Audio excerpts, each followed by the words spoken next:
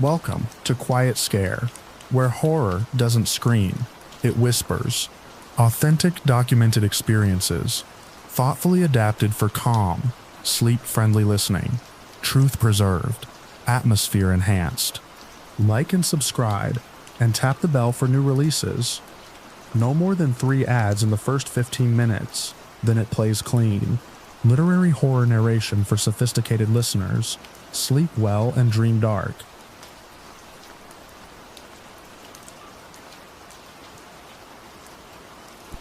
The call came in as a burst of static that made me pull the headset tighter against my ear, like pressure could turn noise into something usable.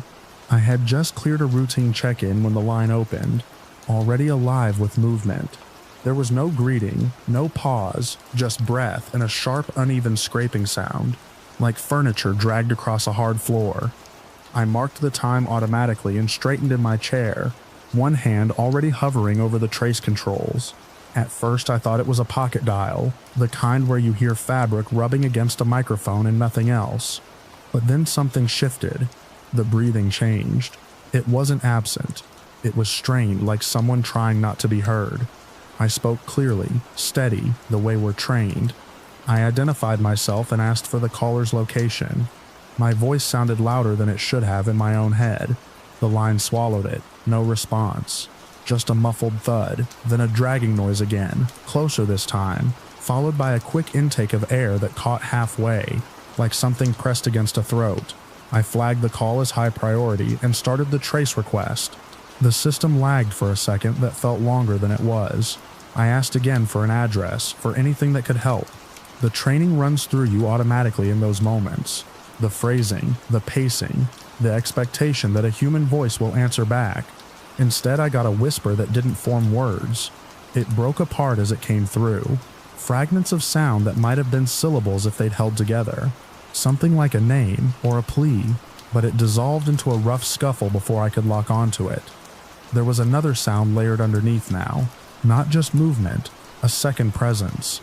I didn't hear a clear voice, but there was weight in the background, a shift in air, a dull impact that didn't match the caller's breathing. I noted it. Hands moving across the console, logging everything I could while the trace system tried to pull a location from whatever signal it could catch. I asked yes or no questions, simple ones. If you can hear me, make a noise. Tap the phone. Anything. The line answered with a sudden crack, sharp and close like something striking plastic. The audio clipped, then came back thinner, as if the phone had been knocked away or turned. For a moment, there was nothing but a low hum. I thought we'd lost it. Then the breathing returned, farther from the microphone now. It echoed slightly, like the space around them had opened up. I pictured a room with bare walls, something that could throw sound back unevenly. The system gave me a partial, not a full address, just a rough sector from a cell tower hit. It narrowed the search, but not enough. I pushed it through anyway, dispatching units to the area, feeding them what little I had. Unknown disturbance, possible assault in progress. Open line. The caller tried again. This time there were actual words, but they came out broken, cut short between sounds of movement. I caught a single clear word that I won't forget because of how small it sounded, against everything else. It wasn't shouted, it was forced out like it cost something to say. I leaned forward, repeating it back, asking them to confirm, to give me more. My pen hovered over the pad even though everything was being recorded. It's a habit. Writing makes it feel more real, more contained. The response was immediate and chaotic. A sudden rush of noise, a heavy impact, then a sharp, scraping slide that made my teeth clench. The breathing spiked, turned frantic, then cut off so abruptly it felt like someone had flipped a switch. Silence hit the line hard. I spoke again, louder now, calling out, trying to fill the gap, to draw something back. The silence held just long enough for me to think the call had dropped. Then something shifted in the background. Not the caller, something else. A faint, deliberate movement like weight settling. It wasn't rushed, it wasn't panicked, it was controlled. I stopped speaking for a second without meaning to. My finger hovered over the repeat key. The training says to keep the line active, keep talking, keep them engaged. But there was no one responding to engage, just that slow, measured sound. I resumed, voice steady again, asking for any sign of life, any indication the caller could still hear me. The words felt thin against the quiet. The trace updated. It refined the area, but still no exact location. A cluster of buildings, mixed residential and light industrial. I relayed the update.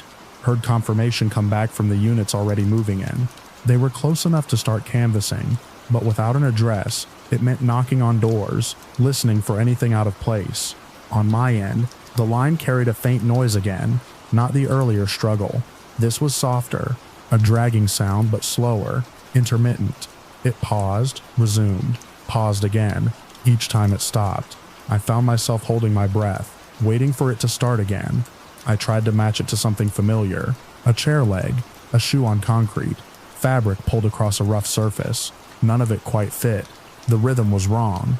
It didn't follow a pattern you'd expect from someone moving around normally. I asked if they could make any noise at all, even a tap. The line answered with a faint, irregular clicking, not consistent enough to be deliberate tapping, but not random either. It came in short bursts, then stopped completely. I marked it down anyway. Anything was something. Dispatch updated me that units were on the perimeter of the area. They were splitting up, checking buildings, listening. I imagined them stepping out of their vehicles into a place that, from the outside, probably looked ordinary. Closed doors, dark windows, nothing that would point to a call like this. The line shifted again, a sudden jolt of static, then a clearer sound than anything I'd heard so far. Footsteps, close to the phone, slow, heavy, and uneven, like whoever was moving wasn't concerned about being quiet anymore. I felt my grip tighten on the edge of the desk. The steps stopped. The silence that followed was different from before. It felt occupied. I spoke again, keeping my voice even, asking for identification, for any response. I avoided assumptions, stuck to protocol, but my words felt like they were landing in a space where they didn't belong. There was a faint sound in reply, not speech, not quite breathing, something in between, like air pushed through a constricted space. It lasted only a second, then cut off. I noted it, though my handwriting had started to slope without me realizing it. One of the units reported hearing something from inside a structure at the edge of the sector. They couldn't confirm what it was, just that it didn't match the quiet of the rest of the area. They were approaching, requesting backup. I relayed what I had from the call, every fragment, every shift in sound. It felt insufficient. It was insufficient. The line crackled again, then went abruptly clear, as if whatever had been obstructing the microphone had been removed. For a moment, the audio sharpened enough that I could hear the space more distinctly, the faint echo, the absence of outside noise. It sounded enclosed, but not small. There was no breathing now, no movement, just the open line. I asked again for any response, any sign.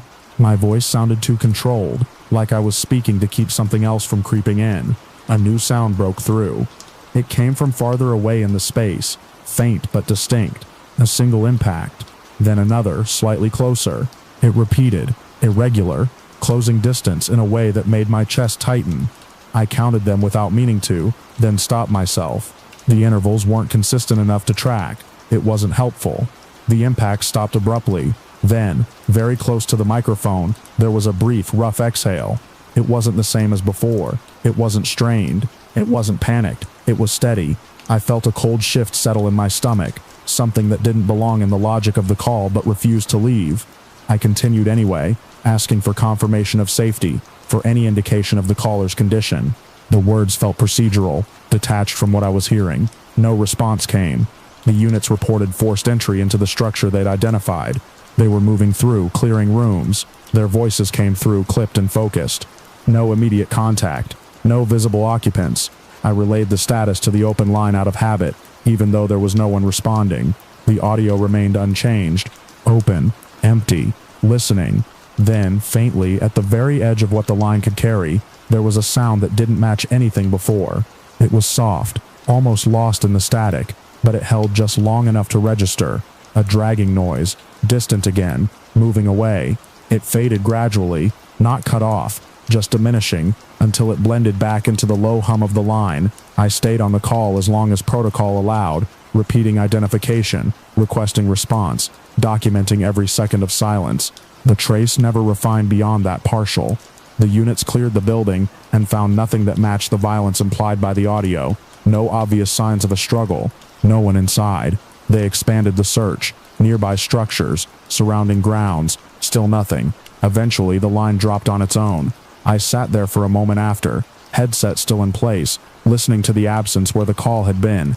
The room around me felt louder than it should have, the usual background noise of the dispatch center pressing in.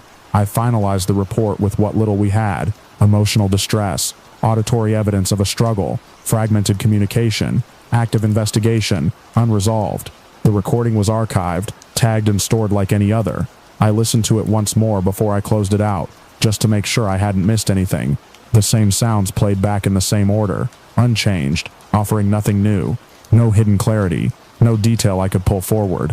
When it ended the same way it had in real time, not with a definitive stop, just a thinning of sound until there was nothing left. I removed the headset and set it down carefully, like it might still be carrying something fragile.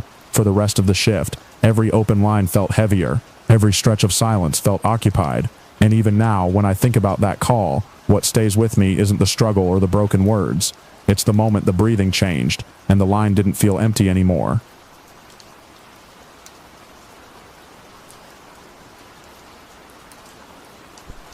I was in the copy room when the first alarm sounded, a flat electronic tone that didn't match any of the drills we'd practiced. And I remember noticing how the fluorescent lights flickered in a way they never had before, as if the building itself had flinched at the noise. It was late morning, the kind of ordinary stretch between classes when the halls thin out, and the air settles into a predictable rhythm of footsteps and lockers. I had a stack of worksheets in my hands, warm from the printer, and the machine behind me kept cycling like nothing was wrong. The tone repeated, steady, unfamiliar. Not fire, not lockdown, not anything I could immediately name. I stood there longer than I should have, listening, waiting for the follow-up announcement that always comes with drills. It didn't come. The first real shift happened in the hallway outside. A burst of movement, fast and uneven, shoes squeaking against tile, a chair scraping somewhere far off. I stepped out with the papers still in my hand and saw students moving in clusters. Not running exactly, but moving with purpose, eyes wide, phones already out. One of the classroom doors was open, and a teacher stood in the frame, scanning both directions like she'd lost track of what protocol applied. We'd been told there would be a safety exercise that week. It was in an email, buried between schedule reminders and cafeteria updates. A planned scenario, coordinated with local responders, meant to test readiness. It was supposed to be controlled, clearly announced, structured. I remember thinking, standing there, that this must be it. Just poorly timed or poorly explained. That thought held for about 5 seconds. Then someone shouted from the far end of the hall. Not words I could fully make out, just a sharp rising sound that didn't belong in any drill. A door slammed. Another followed. The teacher across from me pulled her door shut and locked it with a quick practice motion, then turned off the lights without hesitation. The hallway dimmed unevenly as other rooms did the same. The alarm kept sounding, unchanged, indifferent. I moved toward the nearest classroom I recognized, more out of instinct than instruction. Inside, students were already pressed against the interior wall, backpacks clutched tight, their attention split between the door and their screens. The teacher glanced at me, nodded once, and motioned for me to stay. I stepped in and the door closed behind me, the lock clicking with a finality that felt heavier than it should have. We waited. There's a particular kind of silence that happens when a room is full of people trying not to make noise. It's not quiet, not really. It's layered with breathing, shifting fabric, the faint buzz of electronics, the building's own systems humming overhead. Every small sound becomes amplified, interpreted, assigned meaning. A cough becomes a signal. A footstep in the hall becomes a threat. Phones started vibrating almost immediately. Notifications stacked faster than anyone could read them. I saw the glow of screens lighting faces in the dim room, messages spreading faster than any official announcement ever could. Fragments reached me without context. Someone heard something near the gym. Someone else said police were already on the way. A parent texted their child to hide. Another told theirs to run. No one in the room had clear information, but everyone had something, and the pieces didn't fit together. Minutes stretched in a way that made time feel unreliable. The alarm stopped at some point, though I couldn't say exactly when. Its absence didn't bring relief. It made the building feel even more exposed, like the only thing holding the situation in place had been removed. Footsteps in the hallway came and went in bursts, sometimes slow and measured, sometimes quick and scattered. At one point, there was a loud impact against a locker bank, metal ringing out in a long, hollow echo. Several students flinched in unison. The teacher held up a hand, a steadying gesture, though I could see her eyes tracking every sound with the same uncertainty we all felt. I kept thinking about the email, the planned exercise, the way it had been described as coordinated, controlled, clearly communicated. None of this matched that description. There had been no announcement, no explanation, no signal that this was anything but real. Another vibration cut through the room, louder this time, and someone whispered that police were outside. The word spread without anyone raising their voice, moving from one side of the room to the other in a chain of brief, urgent murmurs. Police outside, multiple units. Someone had seen them through a window in another wing. Someone else said they heard sirens. I moved slightly closer to the interior wall, the paper still in my hand now creased and damp at the edges. My role in that moment felt undefined, reduced to simply being another adult in the room, another pair of eyes and ears. I tried to focus on something concrete, the pattern of the floor tiles, the arrangement of desks, anything that didn't shift with every new piece of information. Time fractured again. There was a new sound, sharper than the rest, coming from somewhere deeper in the building. Not the alarm, not footsteps, something more abrupt, more contained. It echoed once, and then was gone. No one spoke, but the reaction was immediate. Bodies tensed, breathing changed. The room seemed to compress inward, as if everyone was trying to take up less space. I watched the teacher move to the door, not opening it, just placing a hand lightly against it, as if feeling for vibrations. She stood there for several seconds, then stepped back, her expression carefully neutral, though it didn't quite reach her eyes. More messages came through. Some contradicted each other within seconds. One said it was a drill that had gone wrong. Another insisted it wasn't a drill at all. A third claimed the school had never scheduled anything for that day. The lack of a single consistent explanation made everything feel less stable, not more. Outside, the sound shifted again. The distant wail of sirens became clearer, layering over each other as more vehicles arrived. The building responded in subtle ways, the air pressure changing as doors opened and closed somewhere beyond our line of sight. A voice carried faintly through the walls, too distorted to understand, but unmistakably authoritative. The first official communication finally came, not through the intercom, but through a message forwarded from someone's parent, who had apparently spoken to someone in the district office. It was a single sentence, clipped and insufficient. There was an exercise underway, and all participants should remain in place. The word exercise landed awkwardly in the room. It didn't align with the sounds we had heard, the reactions we had seen, the escalation happening outside. If it was an exercise, it had crossed a line into something else entirely. No one moved to unlock the door. The minutes that followed blurred together, but certain details stayed sharp. The way one student kept checking the same message thread over and over, as if it might change. The faint smell of dry erase markers and paper. The pressure in my chest that came not from exertion, but from sustained uncertainty. Eventually there was a knock at the door, firm and controlled, followed by a voice identifying itself as law enforcement. The teacher hesitated, just for a moment, then moved to verify through the narrow window. I couldn't see what she saw, only the shift in her posture as she processed it. The door opened a few inches, then wider. A uniformed officer stood in the hallway, posture alert but not urgent. He gave a brief explanation, something about a miscommunication, about a planned drill that had not been properly announced. He told us to remain calm, that there was no active threat, that procedures were being adjusted. The words were clear, but they didn't immediately dissolve the tension. Relief doesn't arrive all at once in those situations. It leaks in slowly, unevenly, competing with the adrenaline that hasn't yet had time to fade. We stayed in the room a while longer, even after the explanation. No one rushed out. When the door finally opened fully and we stepped back into the hallway, the building looked the same as it always had, but it felt different, as if the structure had absorbed something and hadn't decided what to do with it yet. Students moved in clusters again, this time slower, voices low but continuous. Staff members spoke to each other in brief, clipped exchanges, trying to piece together what had happened. The official story began to take shape in fragments, a scheduled safety exercise, a failure in communication, a sequence of events that had been interpreted as real by those inside the building. Outside, the presence of emergency vehicles was undeniable. Police cars lined the curb, lights still flashing, officers positioned at various points around the campus. The scale of the response made it clear how completely the situation had escalated beyond its original intent. I stepped out briefly, just far enough to see the full extent of it. The sky was clear, the light sharp and ordinary, completely at odds with the scene below. Parents had begun to gather at the edges, held back at a distance, phones raised, faces tight with concern. Back inside, announcements finally came over the intercom, measured and official, confirming what we had already been told in pieces. It was a drill. There had been a breakdown in communication. The response, both internal and external, had been real. Classes did not resume in any meaningful way that day. Students were released in stages, each group moving through a process that felt more like evacuation than dismissal. Conversations continued in low tones, looping over the same questions, the same moments, trying to align individual experiences with the emerging explanation. I returned to the copy room at some point, though I don't remember deciding to go there.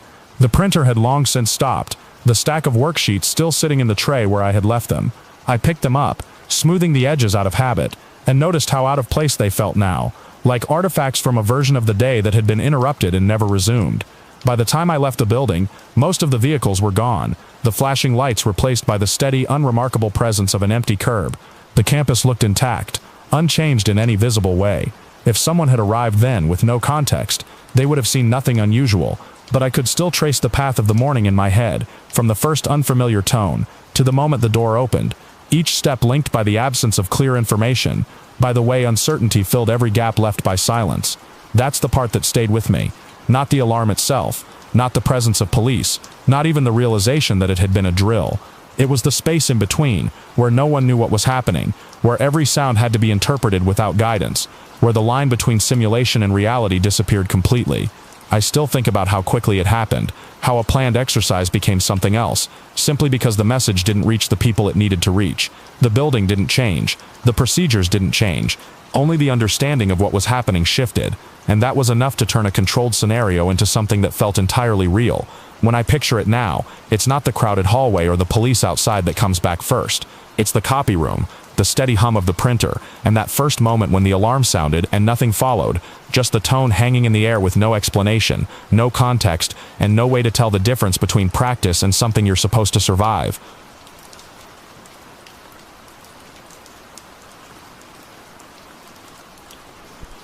I was already sweating through my shirt by the time I stepped out onto the maintenance platform. Not from heat, but from the height pressing into my chest like a weight I couldn't shrug off. The city spread below me in clean geometric blocks, traffic sliding like colored veins, people reduced to moving dots.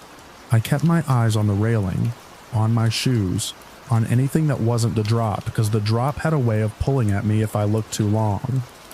I told myself it was just another shoot. The brand wanted something elevated. That was the word in the email. Elevated, raw, authentic. They sent over reference clips, people standing on ledges, wind catching their clothes, the skyline behind them like a prize. I'd done rooftop stuff before, but this was different. This was a communications tower with a narrow service deck, not meant for filming, not meant for anything except maintenance crews with harnesses and permits. I had neither. What I had was a window of access. A friend of a friend who worked security told me there was a blind spot during a shift change.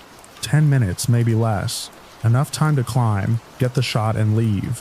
I told myself that was all I needed. My phone was already mounted on the small tripod I brought. Legs tightened and pressed against the metal grating. I tested it with a gentle push. It held. The wind pushed back, steady and cold, carrying the faint hum of the city upward. It made everything feel unstable, like the air itself was moving under my feet. I set the frame, checking the preview. My face, the skyline, the empty space behind me. It looked incredible. Exactly what they wanted. Exactly what I needed. I remember thinking how quiet it was up there. Not silent, but distant. The horns, the engines, even the construction noise, all of it softened into a background murmur. It made my own movements feel louder. The scrape of my shoe on metal, the click of the tripod adjustment, my breathing. I hit record. The red dot blinked on the screen, steady and indifferent. I stepped back into position, aligning myself with the shot I'd planned. One foot near the edge, the other slightly behind. Body turned just enough to show the drop without facing it directly. I'd practiced this pose on safer rooftops, memorized the angles that made it look riskier than it was. This time, it wasn't an illusion. I started my intro in my head, the way I always did. Short, punchy, like I was talking directly to whoever would end up watching. I raised my chin slightly, trying to ignore the wind tugging at my jacket. A gust hit harder than the others, sudden and sharp, pushing against my side. I adjusted my stance without thinking, shifting my weight forward. My front foot slid a fraction on the metal grating, just enough to make my stomach drop. I froze. It wasn't a full slip. I still had my balance. But the feeling lingered, that brief loss of control, like the ground had moved under me. I waited a second, letting my breathing settle, telling myself it was nothing. Just wind, just nerves. I glanced at the phone screen. The framing was still perfect. I didn't stop recording. Instead, I leaned into it. That was always the trick. If something felt risky, make it look intentional. I took a half step closer to the edge, slow and deliberate, so it would read as confidence instead of hesitation. The city opened up beneath me. I could see the grid of streets more clearly now, the way the sunlight hit the glass buildings and bounced in sharp flashes. It was almost beautiful, in a detached way, like looking at a model instead of something real. Another gust came, not as strong as the first, but enough to remind me where I was. My jacket snapped against my arms. The tripod rattled faintly behind me. I should have stopped then. I should have walked back, checked the footage, called it enough. No one would have known how close I was to the edge. The shot already looked dangerous from where I'd started. But I thought about the comments, the engagement, the way the algorithm rewarded things that felt just a little more extreme than the last post. Safe didn't spread. Safe didn't get shared. I took another step. This time, my heel hovered at the edge of the platform. I could feel the empty space behind it, the absence of support. It sent a strange sensation up my leg, like my body was trying to pull me back, even as I held my position. I kept my eyes on the phone. I started speaking then, the words coming automatically, shaped by repetition. I talked about pushing limits, about perspective, about seeing the world differently. It sounded convincing, even to me. Up there, with the wind and the height and the city below, it felt almost true. The wind shifted again. It came from a different angle this time, catching me off guard. My balance tipped sideways, not forward or back, but just enough to make my planted foot adjust. The metal under my shoe was rough, but there was dust, fine and loose, and it slid. I tried to correct it. My back foot moved instinctively, searching for a better grip. Instead, it found the edge. For a second, both feet were in the wrong place, one slipping, the other unsupported. The world narrowed. I remember the exact sound my shoe made as it scraped against the metal, a sharp, hollow noise that didn't match the panic rising in my chest. My arms lifted, reaching for balance, for anything. There was nothing to grab. The railing was a step away, too far for my hands to catch in time. The tripod stood just out of reach, its thin legs useless for support. The wind pressed against me again, not strong enough to push, but enough to keep me off center. My weight shifted backward. It wasn't a dramatic fall at first. It was a lean, slow and wrong, like I was tipping past a point I couldn't return from. My body reacted, muscles tightening, trying to pull me forward again. My foot slipped completely. The moment stretched, thin and fragile. I saw the phone screen tilt as my body moved out of frame. The skyline filled it, bright and sharp. The red recording dot still blinked. Then the platform disappeared from under me. There's a strange clarity that comes with losing contact with the ground. The noise of the city surged back, louder than before, rushing up instead of drifting. The air felt colder, sharper against my skin. I didn't think about anything in that instant. No memories, no regrets, no grand realizations, just the immediate physical awareness that there was nothing beneath me. My hands closed on empty air. The building rushed past in a blur of glass and concrete. The angles shifted too quickly to focus on any single detail. The sky flipped, then the city, then the sky again. I caught a glimpse of the platform above, already too far away, the tripod still standing where I'd left it. The fall wasn't long enough for anything to change. The impact came hard and final, cutting off everything else. I didn't see what happened after, but I know how it must have looked. People on the street would have heard it first, a sound out of place among the usual city noise. Heads turning, movement pausing, someone pointing upward, trying to understand where it came from. The phone kept recording. From its position on the platform, it would have captured the empty space where I'd been standing, the skyline steady in the background. Maybe the wind shook it slightly. Maybe the audio picked up the faint echo from below. Witnesses gathered. Some closer, some at a distance, held back by instinct or by others. Someone would have called for help, voice tight and urgent, trying to describe something that didn't make sense in the moment. Emergency services arrived the way they always do, fast and methodical, lights flashing, people moving with purpose. They would have secured the area, checked for any sign of life, even if it was already clear. Up above, the tripod stood untouched. The footage stayed there until someone went up to retrieve it. Maybe security, maybe the same contact who'd told me about the blind spot. They would have seen the setup, the angle, the way everything had been arranged for a shot that never finished. They would have watched the recording. It would start with me stepping into frame, the city behind me, the wind moving my jacket. It would show the small adjustments, the subtle shifts in balance. Nothing obvious at first, nothing that looked like a mistake. Then the slip, quick, almost easy to miss if you weren't looking for it. A change in posture, a foot moving where it shouldn't. The moment where control turned into something else. The frame would tilt slightly as I moved out of view. The skyline would fill the screen, steady and indifferent. The red dot would keep blinking, and then nothing. Just the city, stretching out in the distance, unchanged. By the time anyone saw the full video, the reason would be clear in a way it hadn't been in the moment. Not a mystery, not an equipment failure, not some hidden cause. Just a series of choices, each one small on its own, adding up to a position where there was no margin left. I think about that final frame sometimes, or I would if I could. How ordinary it must look without me in it. Just another view of the city from a high place, the kind people scroll past without a second thought. No one watching would feel the wind the way it was up there, or the way the metal shifted underfoot, or how easy it was to convince yourself that one more step wouldn't make a difference. But it did. Everything that mattered happened in those last few inches of space. The distance between where it was safe and where it wasn't. The platform is still there. The city is still there. People still go up high to get the perfect shot, to stand at the edge and prove something to an audience they can't see. From a distance it all looks the same, just a figure against the skyline, balanced on the edge, holding still for the camera, one step away from nothing.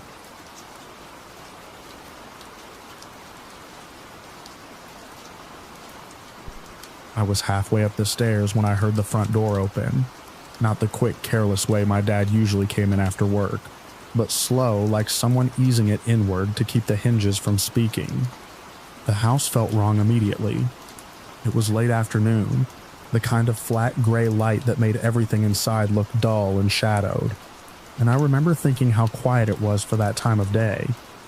The refrigerator hum carried farther than it should have. My sock slipped slightly on the step because I'd paused mid-step without realizing it. The door didn't shut all the way. It rested against the frame with a soft, hollow click. I stayed where I was, one foot on the step above, one below, my hand still on the banister. I could see the edge of the entryway from there, just a sliver of the front door and the mat.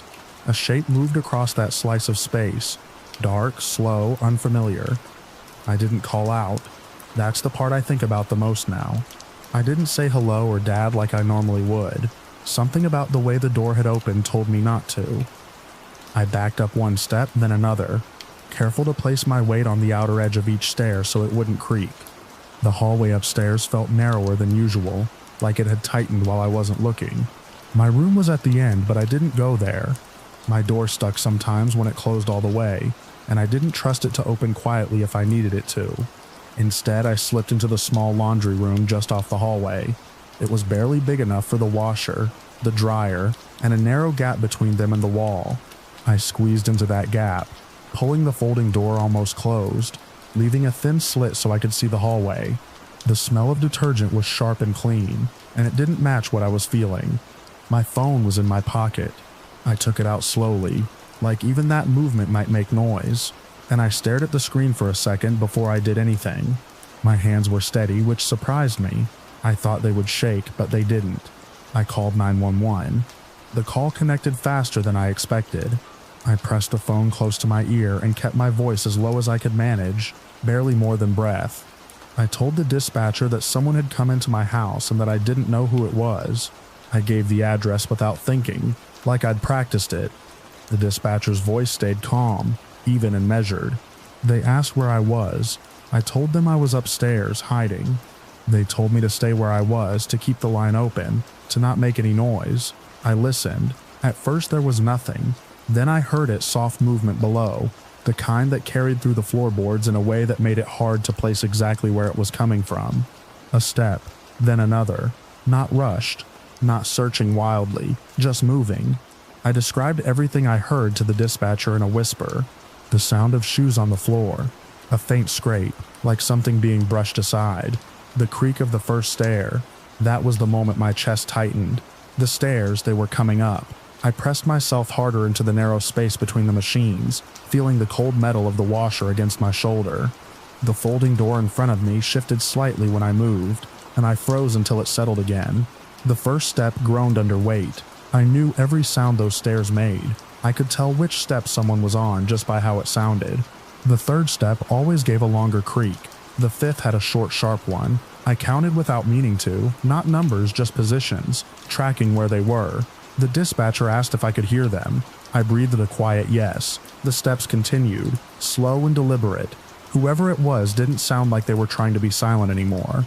It was as if they had decided it didn't matter. I watched the thin slice of hallway through the gap in the door. The light there shifted as something blocked it for a moment, then moved again. A shadow stretched across the wall, then disappeared. A footstep reached the top of the stairs. The house felt smaller with someone else in it. Every space seemed connected in a way it never had before, like there was nowhere truly separate, nowhere completely safe. The dispatcher asked if I had a lock. I looked at the flimsy folding door in front of me and said no. They told me to stay quiet, to stay hidden, that officers were on the way. I focused on my breathing, keeping it slow and shallow so it wouldn't carry.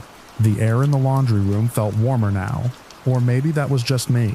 I could hear movement in the hallway, closer than before, a faint brushing sound against the wall, the soft thud of something being set down or picked up. I didn't look away from the gap. A shape passed by it, not fully visible, just enough to know someone was there. Dark clothing, the edge of a sleeve. The movement was unhurried, almost casual. They paused. I stopped breathing for a second without realizing it. The shadow lingered just beyond the frame of the door. I could hear a faint shift of weight, like they were standing still, listening. The silence stretched out, thick and heavy. I felt the phone against my ear, the faint presence of the dispatcher still there, still listening with me. The shadow moved again. Footsteps continued down the hallway, away from the laundry room, toward my bedroom. My door was slightly open. I pictured it the way I had left it, the angle of the gap, the way the light would fall through it. The steps stopped near that door. There was a pause, then the soft push of it opening wider.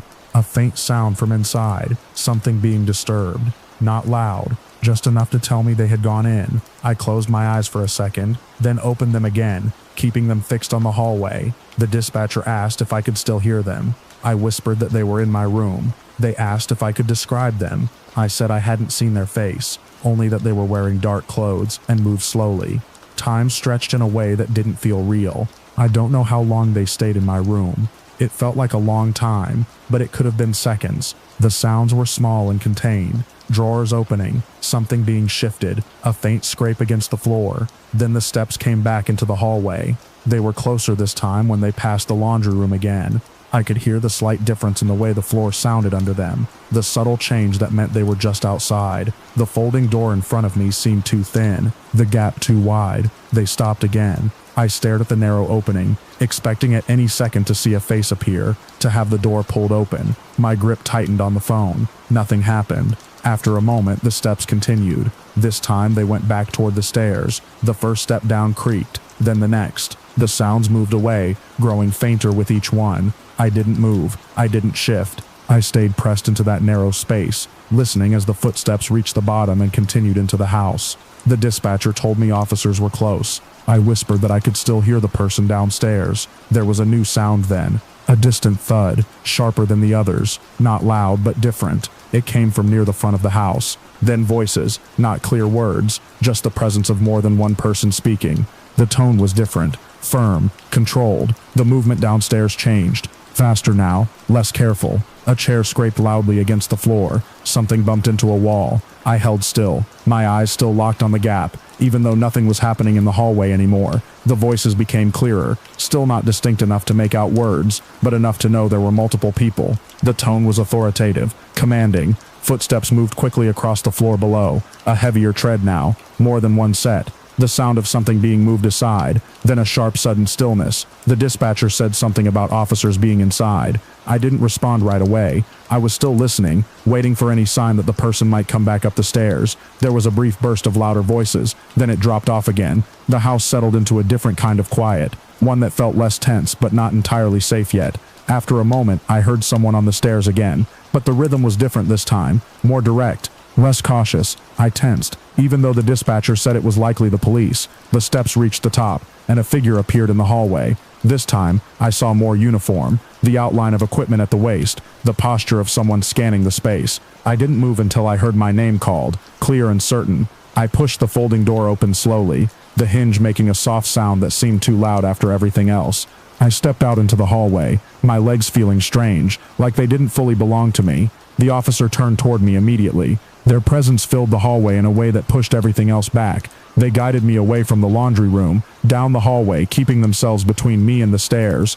I glanced once toward my bedroom, the door still open, things inside shifted out of place. As we reached the top of the stairs, I looked down into the living room. They had the person on the floor near the center of the room, hands behind their back, one officer standing over them, another nearby. The front door was fully open now, letting in the flat gray light from outside. The person didn't look up. I didn't see their face clearly. I only saw the outline of them against the floor, the way their shoulders moved with each breath. The officer beside me kept guiding me, turning me away from the view, leading me toward the kitchen, and then out the back door. Outside, the air felt colder than I expected. I stood on the patio, looking back at the house, trying to match what I had just experienced with the place I'd always known. Everything looked the same from the outside. The windows, the siding, the small details I'd seen every day without thinking, but it didn't feel the same anymore. I realized then that I had stayed on the line the entire time. The phone was still in my hand, still connected. I lifted it slightly, my grip loosening for the first time since I dialed. I told the dispatcher it was over.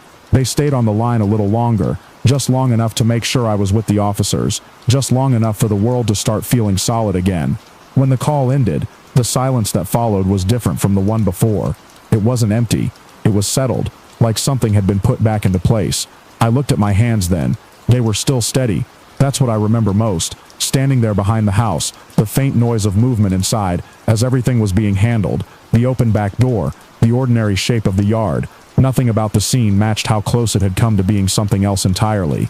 And for a long time after, every time I heard the front door open, even just a normal, careless push inward, I saw it again in that same slow, careful way.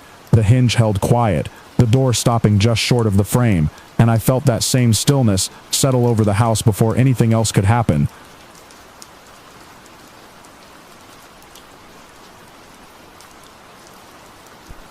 I was halfway across the bridge when the first sound came through the steering column. A deep shudder that didn't match the rhythm of traffic or wind. It felt like the road itself had taken a breath and held it. The sky was still that pale, early gray, the kind that flattens everything into the same color, and the river below looked like dull metal.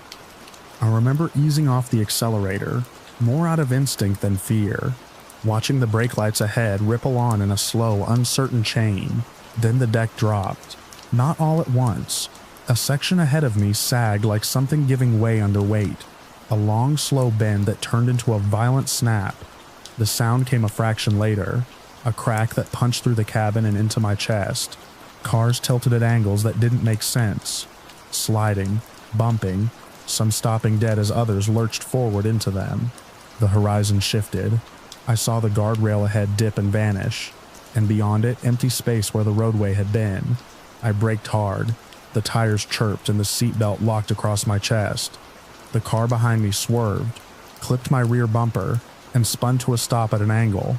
For a second, everything held, like the bridge was deciding whether to fail or not. Then it went. The section ahead broke free completely, dropping out of sight. Vehicles went with it. I saw one pickup tilt nose first and disappear, its taillights blinking once before they were gone. Another car caught the edge, hung there, and then slid off. The sound of metal tearing and concrete cracking blended into a single continuous roar. The part of the bridge I was on shuddered again, and I felt the rear wheels lift just enough to make my stomach drop. I killed the engine without thinking and threw the door open. The air outside smelled like dust and something sharp like hot brakes. People were already out of their cars, some standing still, some moving without direction. A man in a suit was gripping the hood of his car, staring ahead with his mouth open. A woman farther up was on her knees, hands on the pavement like she was trying to hold it together. I looked back. The span behind us was still intact, but traffic had stopped completely. Drivers were getting out, phones already in their hands. I could hear sirens in the distance, faint at first, then growing. I moved forward, stepping around a car that had its front end crumpled against another. The pavement under my boots felt uneven, like it had shifted in ways you couldn't see. About 30 yards ahead, the bridge ended in a jagged break.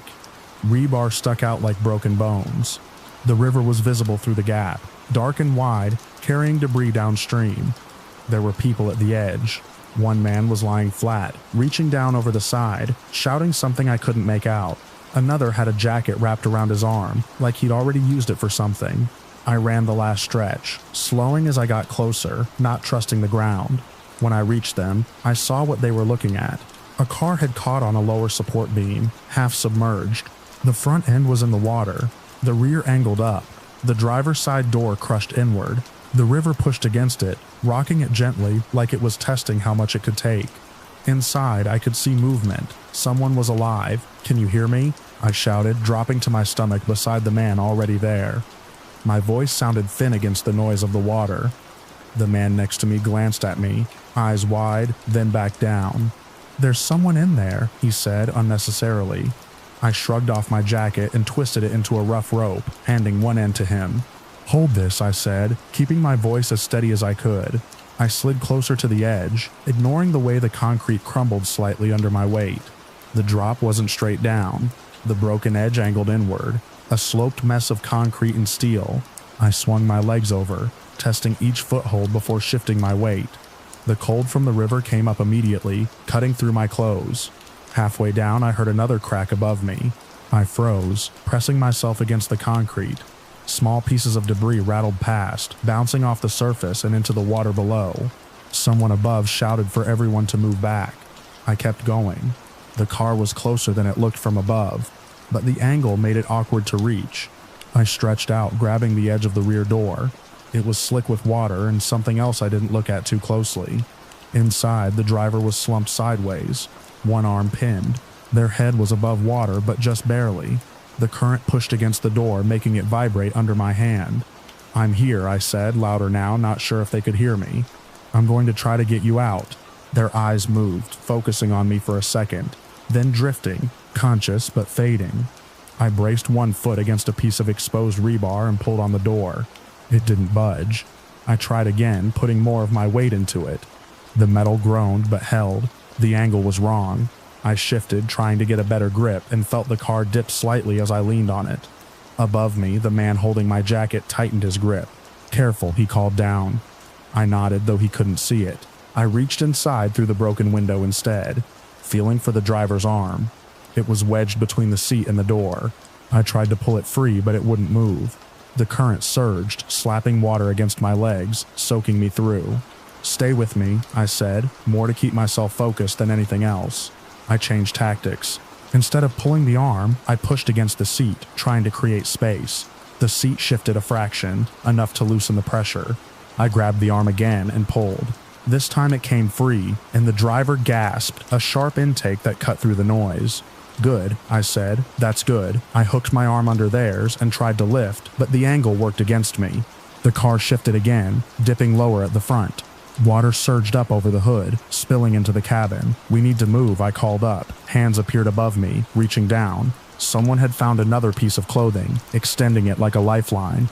I guided the driver's free arm up, helping them grasp it. Together, we pulled, inch by inch, until their upper body cleared the window. The car lurched. For a second, everything went weightless. The rear end slipped off the beam, dropping just enough to yank the driver from my grip. The makeshift line above went taut, catching them under the shoulders. I lost my footing and slammed against the concrete, the impact knocking the air out of me. The car went under. It disappeared in a rush of water and bubbles, leaving nothing but ripples and debris. The driver hung above me, half conscious, supported by the people on the bridge. "Pull," I managed, forcing air back into my lungs. They did. Slowly, carefully, they hauled the driver up and over the edge. I followed, climbing back up the same way I'd come down, my hands numb and shaking. When I rolled onto the intact part of the bridge, the world felt too bright, even under the gray sky. Sirens were louder now, multiple directions, overlapping. Emergency vehicles were lining up at both ends, lights flashing in the dim morning. I pushed myself to my feet and looked around. More sections had given way farther down, not as large as the first, but enough to scatter debris across the span. People were clustered in small groups, some helping, some just standing. A few were on their phones, pacing, voices tight. First responders reached us within minutes. They moved with a kind of controlled urgency, spreading out, assessing, calling out locations. One of them knelt by the driver we'd pulled up, checking their airway, their pulse, issuing quick instructions to others. I stepped back, suddenly aware of how soaked and cold I was. My hands were scraped, small cuts stinging as the air hit them. I didn't feel it fully yet. Everything was still running on momentum. More calls were coming in. I could hear it from the radios clipped to their shoulders. A constant stream of locations, reports, requests for units. The scale of it was becoming clear. This wasn't just one section. It was multiple points along the structure. Failures cascading in ways no one had expected. A firefighter approached me, eyes scanning me quickly. "You okay?" I nodded. "There are more down there," I said, pointing toward where the car had gone under. "At least one vehicle." He followed my gesture, then spoke into his radio, relaying the information. Divers were already being requested. Boats were being mobilized from both sides of the river. I moved along the edge, keeping a safe distance now, looking for any sign of movement below. The water carried pieces of the bridge downstream.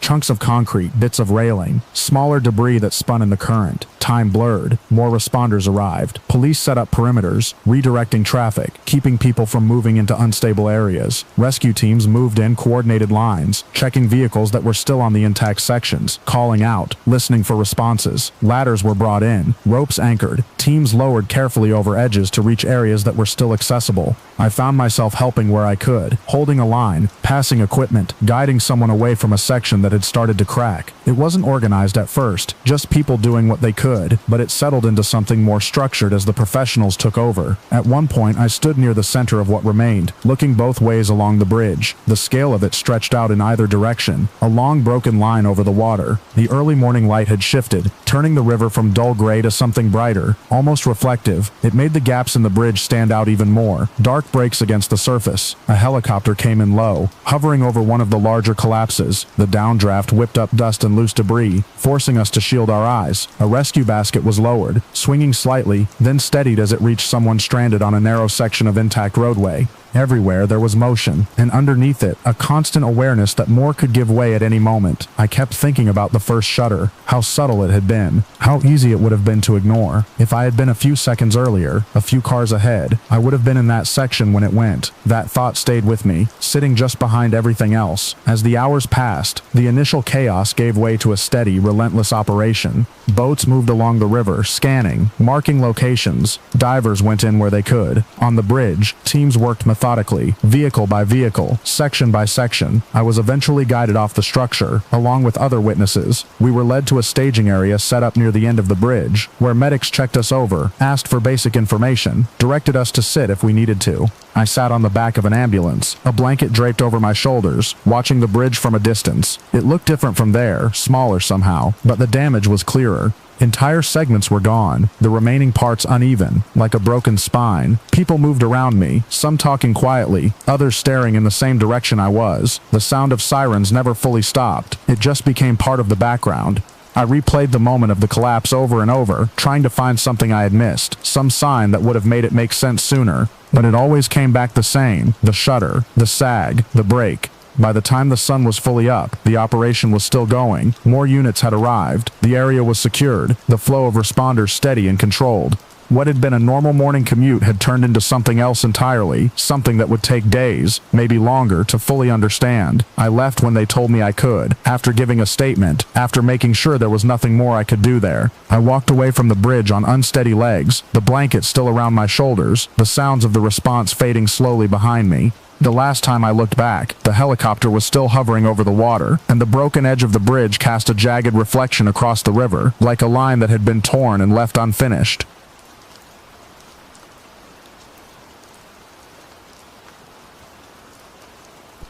I started keeping a log because the dispatcher told me to be precise, to write everything down in a way that could be used later, dates and times, and what exactly was said, what exactly was done, and where I was standing when it happened.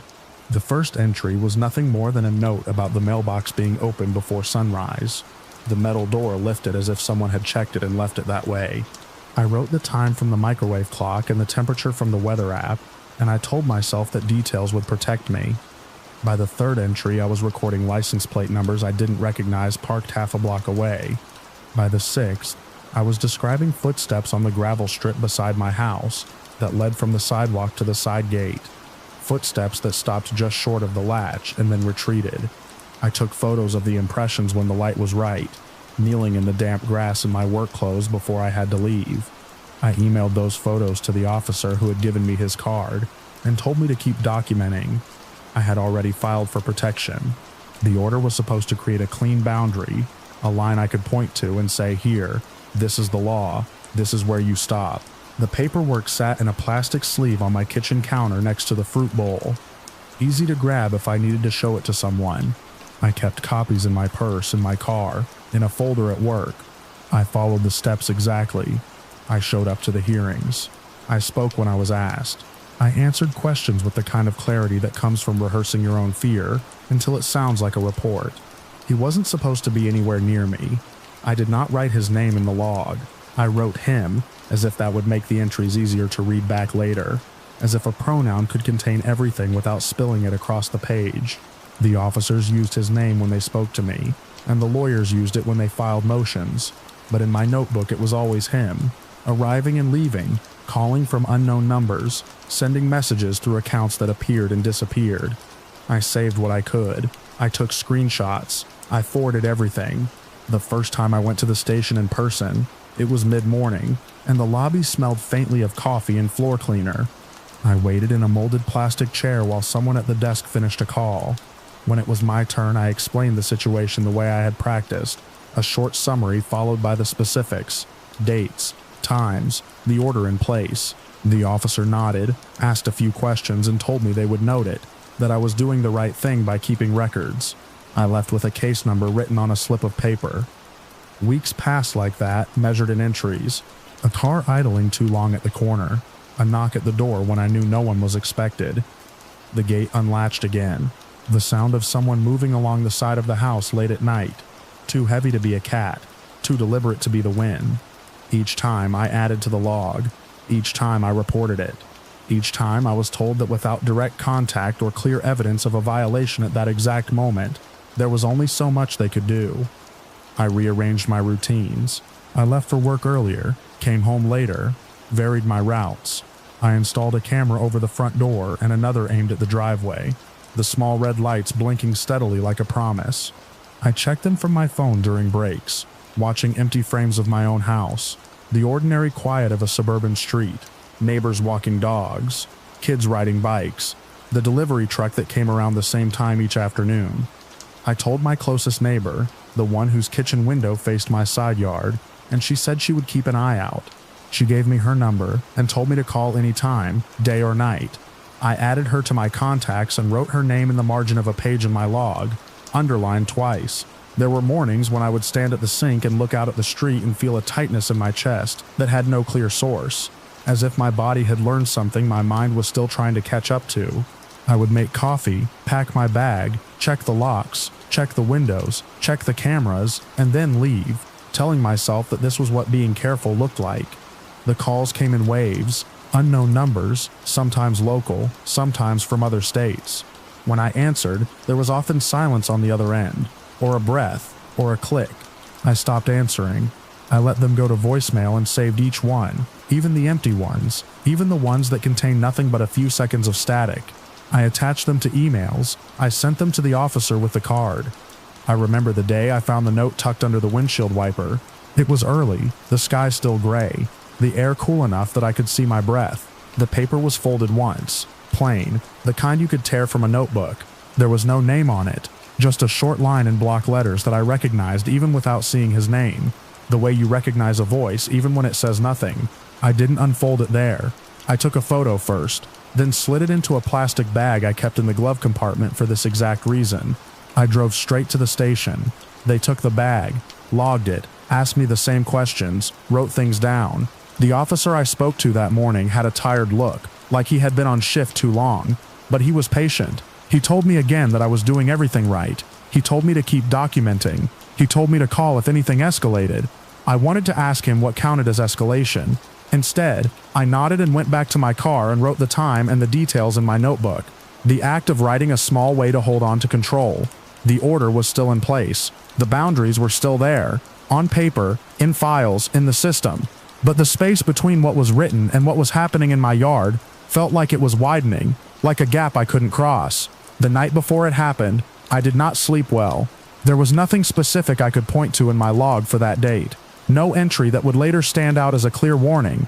Just a general unease, a restlessness that kept me moving from room to room, checking the same locks, the same windows, the same camera feeds.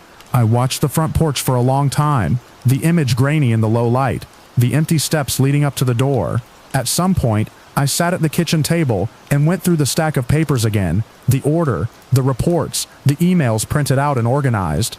I lined them up, straightened the edges, made sure everything was in order. I remember thinking that if I had to hand these to someone quickly, I wanted them to be ready. When I finally lay down, it was already late, or early depending on how you looked at it. The house was quiet, the street outside was quiet. I closed my eyes and tried to rest. I woke before the alarm, the room still dim, the first hint of light just beginning to show at the edges of the curtains. For a moment, I lay still, listening. There was a sound I couldn't place at first, something out of rhythm with the usual morning noises, not the distant hum of a car or the rustle of leaves. Then I realized it was the gate.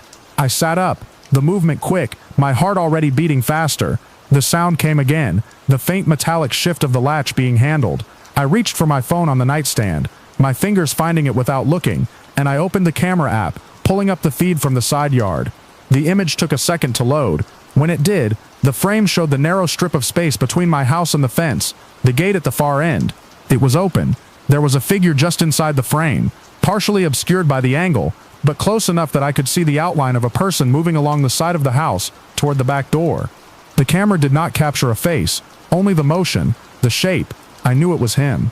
My body moved before my thoughts could catch up. I slid out of bed, grabbed the folder from the kitchen table as I passed through, the plastic sleeve crinkling in my hand. I dialed 911 with my thumb, the number already familiar from the times I had rehearsed this in my head. I spoke as clearly as I could, giving my address, describing what I was seeing, what I had been documenting, the order in place. The dispatcher's voice was steady, asking me to stay on the line, telling me officers were on the way. There was another sound, closer now, from the back of the house, a door handle being tested. I moved toward the front of the house, toward the door that faced the street, the one the officers would come to. I could feel my hands shaking, the folder slipping slightly in my grip. I tightened my hold on it as if the papers inside could anchor me. The dispatcher asked if I could get to a safe place.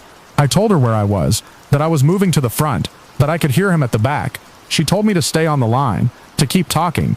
There was a sharp noise from behind me, something giving way.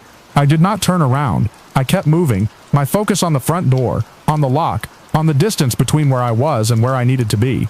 The next moments blur when I try to line them up in my log, the way I had done with everything else. There are sounds I remember more than anything else, loud and out of place in the quiet morning, the kind of sounds that don't belong in a neighborhood like mine. There is the sensation of the floor under my feet, the weight of the folder in my hand, the pressure of the phone against my ear. I remember the dispatcher's voice changing, becoming more urgent, telling me to get down, to stay where I was. I remember trying to answer, my voice not sounding like my own. There were other voices then, from outside, from the front. Commands shouted, the arrival of the officers I had been waiting for, the ones who had told me to document, to report, to call. The house filled with movement that did not belong to me. Afterward, the log becomes something else. It is no longer just my handwriting on lined paper. It is statements taken, times recorded by others, reports filed. It is the presence of law enforcement vehicles on my street, lights flashing in the early morning light, neighbors gathered at a distance, watching. It is the knowledge that what I had been trying to prevent, what I had been documenting in careful detail, had still happened, that the line on paper had not held. I was led out of the house at some point, the folder still in my hand, the plastic sleeve bent at the corner where I had gripped it too tightly. I remember looking back once, at the front door, at the place where I had stood with the dispatcher on the line, at the threshold that had seemed like a boundary. The street looked the same as it always had, the same houses, the same trees, the same stretch of pavement, but there was a weight to it now, a sense of something having shifted that could not be undone. Later, when I tried to add a final entry to my log, my hand hovered over the page for a long time. The neat structure I had kept for weeks felt inadequate, the columns of time and detail unable to contain what had happened. I wrote the date, I wrote the time, I wrote that I had done everything I was told to do, that I had followed every step, that I had believed the system would hold the line it had drawn. Then I stopped, the pen resting against the paper, and I looked at the stack of pages that came before, the record of a threat that had been seen, noted, and yet had still found its way to my door. The last thing I wrote was not a detail, Not a time, not an observation, but a simple statement of fact, the only one that seemed to matter anymore, and I left it there at the bottom of the page, the ink still fresh as the morning light came through the window.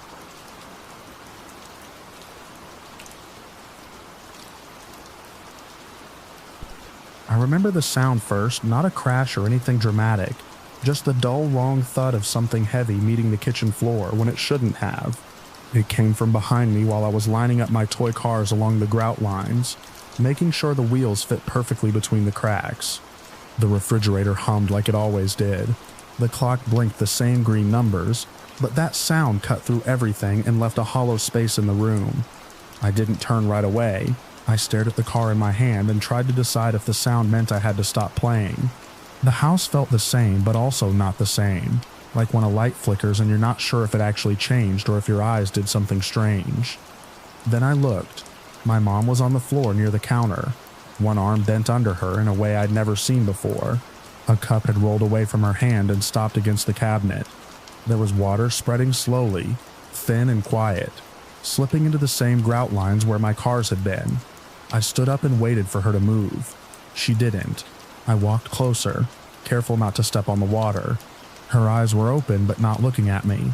I remember thinking she was pretending, like when she would freeze and then jump at me to make me laugh.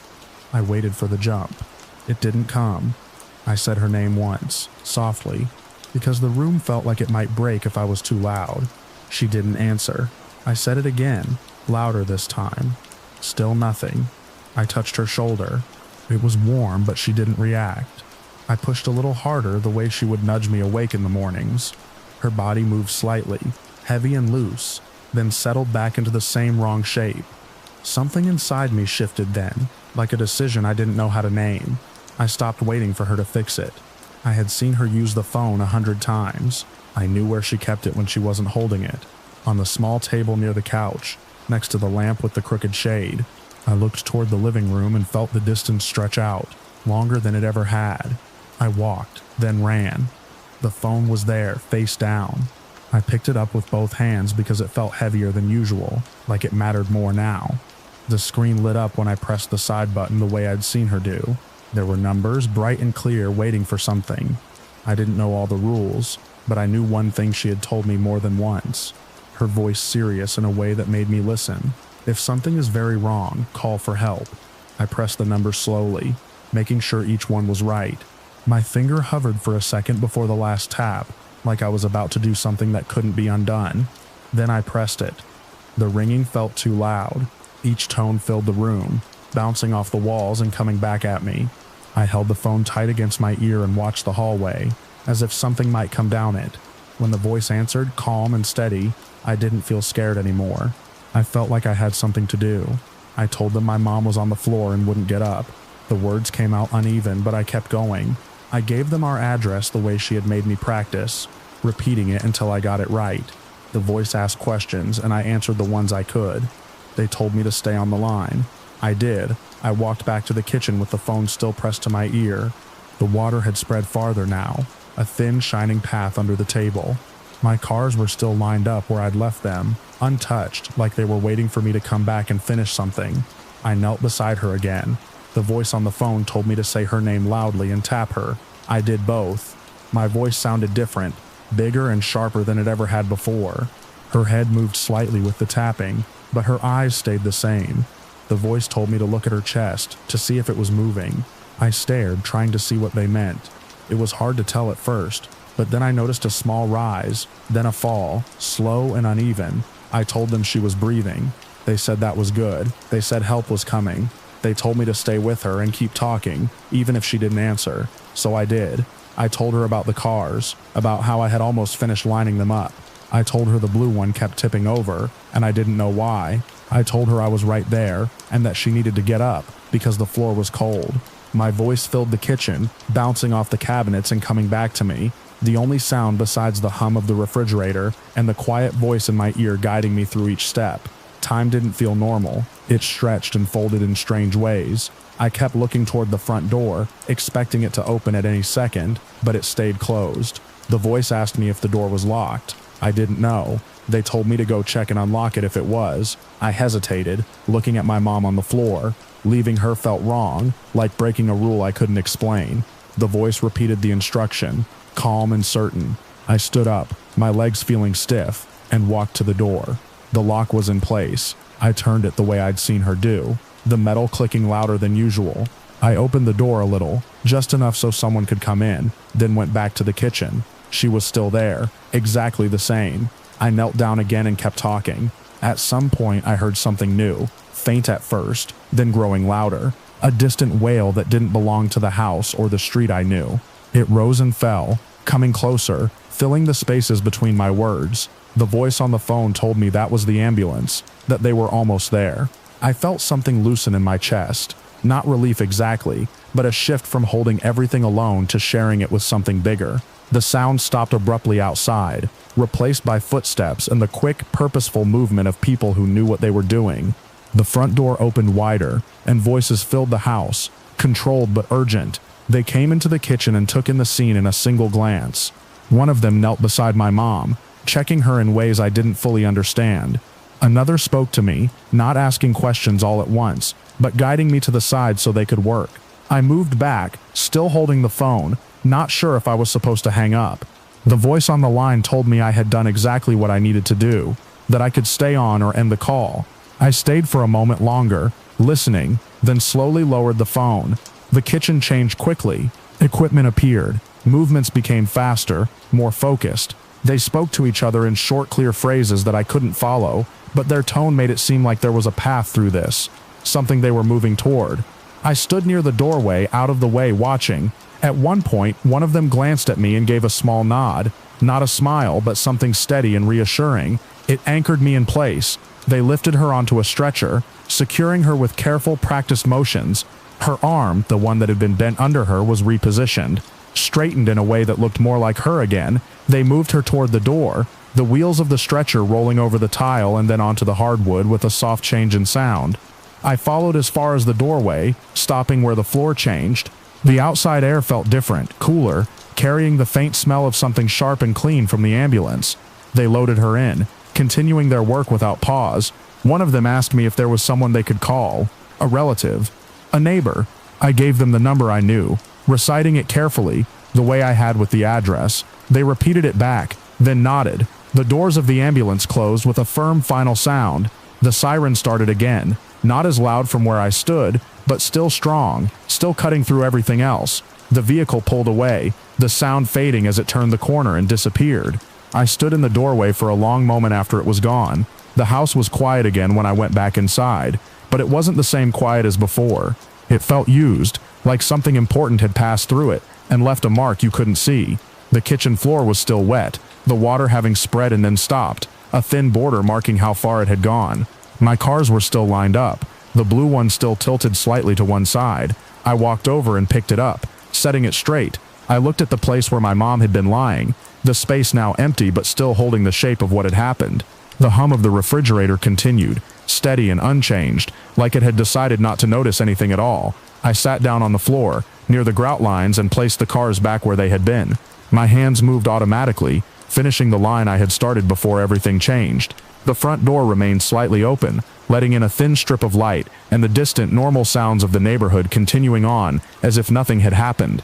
I remember staring at that strip of light, listening to the quiet house and realizing that I had done something I didn't fully understand, something that had moved everything from one place to another. The phone lay on the table in the other room, the screen dark again, as if it had never been used. I stayed there on the kitchen floor, the cars lined up in front of me, the water slowly drying into faint irregular shapes, and the space where she had been lingering in my view like an outline I couldn't erase.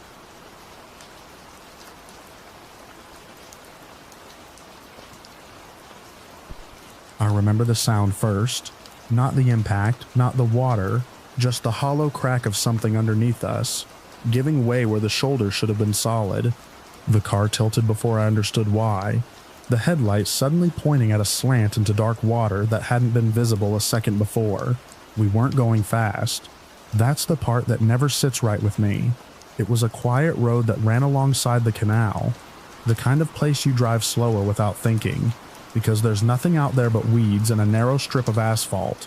I had one hand on the wheel, the other reaching back to pass a drink to my youngest brother. The edge of the road just wasn't where I thought it was. The front tires slid first, a soft crumble under them, then a heavier drop. I remember correcting, turning the wheel, but there was no grip to find. The car leaned, then tipped, then the whole world shifted forward and down. We went in nose first. The water hit the hood with a blunt, crushing sound, and then it was up over the windshield before I could even finish a breath. The engine cut out in a sharp final way. Everything that had been familiar, the hum, the light, the sense of direction, just stopped. Cold came through the doors almost immediately. I don't remember yelling, but I must have. The kids in the back were moving, scrambling, their voices high and overlapping. The car didn't flip, but it settled at an angle, the front lower than the back, which gave us a few seconds of air trapped toward the rear. Those seconds felt longer than they were, stretched thin by panic. I twisted around in my seat, already pulling at my belt. It stuck for half a second, just long enough to spike something sharp in my chest, then released. The cabin light flickered once and died, leaving only the dim spill of headlights diffused through water. "Out," I said, or something like it, my voice sounding strange even to me. "We have to get out." The doors wouldn't open at first. I knew that much. At least pressure, water on the outside holding them shut. I'd heard it somewhere, maybe in a video or a story, something about waiting until the water level inside rises enough to equalize. Waiting didn't feel possible. The water was already at my knees, then my waist, creeping higher with a steady, unstoppable pace.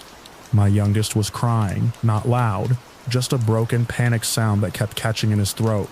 The middle one was trying to unbuckle himself, but his hands kept slipping. "Listen to me," I said, turning fully now, bracing one hand against the front seat.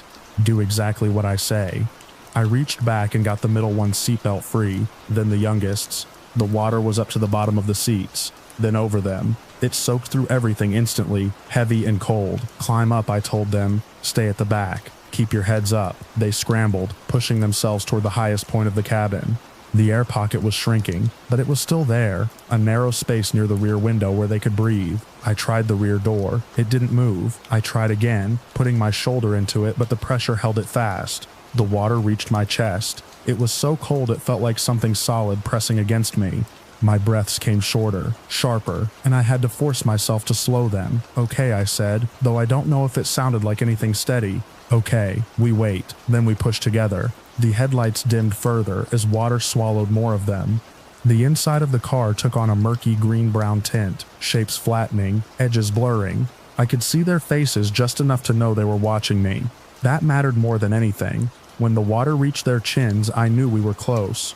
The pressure should be equal enough now. "Big breath," I told them. "When I say we push hard, all of us." I took one myself, deeper than I thought I could manage, and held it. Now, we pushed at the rear door together. For a second, nothing changed. Then there was a shift, a small sudden give, and the door cracked open just enough for water to rush in faster, equalizing the last of the pressure. The force of it shoved us back. I grabbed the edge of the door and pulled. This time it opened wider, the canal pouring in around us, filling the remaining airspace in a rush. Everything went fully underwater. The world became soundless except for the dull roar in my ears. The light was dim, distorted. Movement felt slower, heavier. I shoved the door open all the way and pulled the middle one toward it, guiding him out.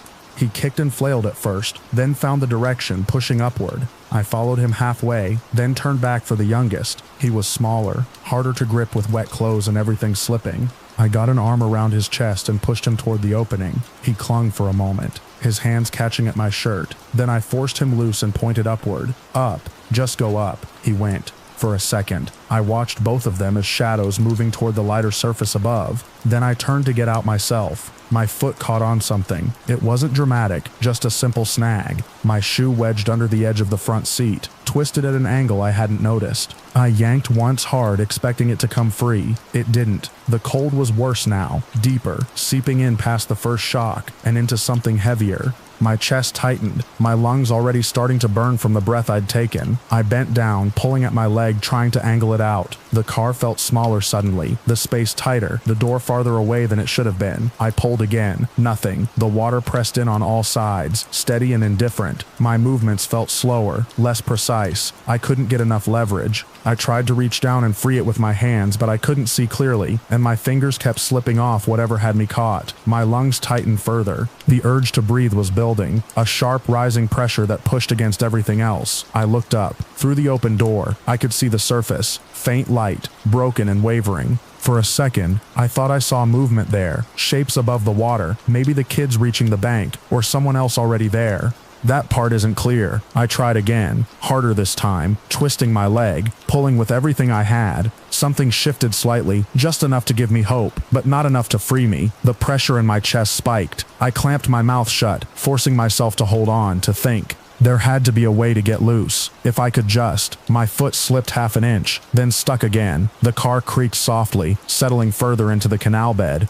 A cloud of silt drifted up around me, thickening the water, turning everything darker. I reached down again, more frantic now, fingers scraping along the seat frame until I found the edge of my shoe. I tried to pull it off, but the angle was wrong. My grip weak, my lungs burned. The instinct to breathe hit hard then, sudden and overwhelming. It wasn't a thought, not something I could reason with. It was a demand. I shook my head, as if that could push it back, and tried one more time to free my foot. It didn't move. The edges of my vision started to dim, the light above narrowing. My arms felt heavier, slower to respond. The cold wasn't sharp anymore. It was dull, distant. I remember thinking very clearly that they were out. That part settled in me with a strange kind of certainty. I had seen them go up. They were close enough to the surface. Someone would see them. Someone would help. That was enough. The panic didn't vanish, but it changed. It lost some of its edge, replaced by something quieter, more fixed. I stopped pulling for a moment and looked toward the open door again. The water beyond it moved gently, the surface still flickering far above. I tried to move once more, a smaller effort this time, but my leg didn't respond the way I expected. My strength wasn't there anymore. The pressure in my chest broke through. I inhaled. Water rushed in, cold and absolute, cutting off everything else. There was no sound, no clear thought after that, just a brief overwhelming sensation, and then a rapid fading. The last thing I held on to wasn't the car or the road or the moment we went in. It was the image of them breaking the surface, of hands reaching out, of solid ground just beyond the edge of the canal. That was where I left it, fixed in place, as everything else slipped away and the water closed over me.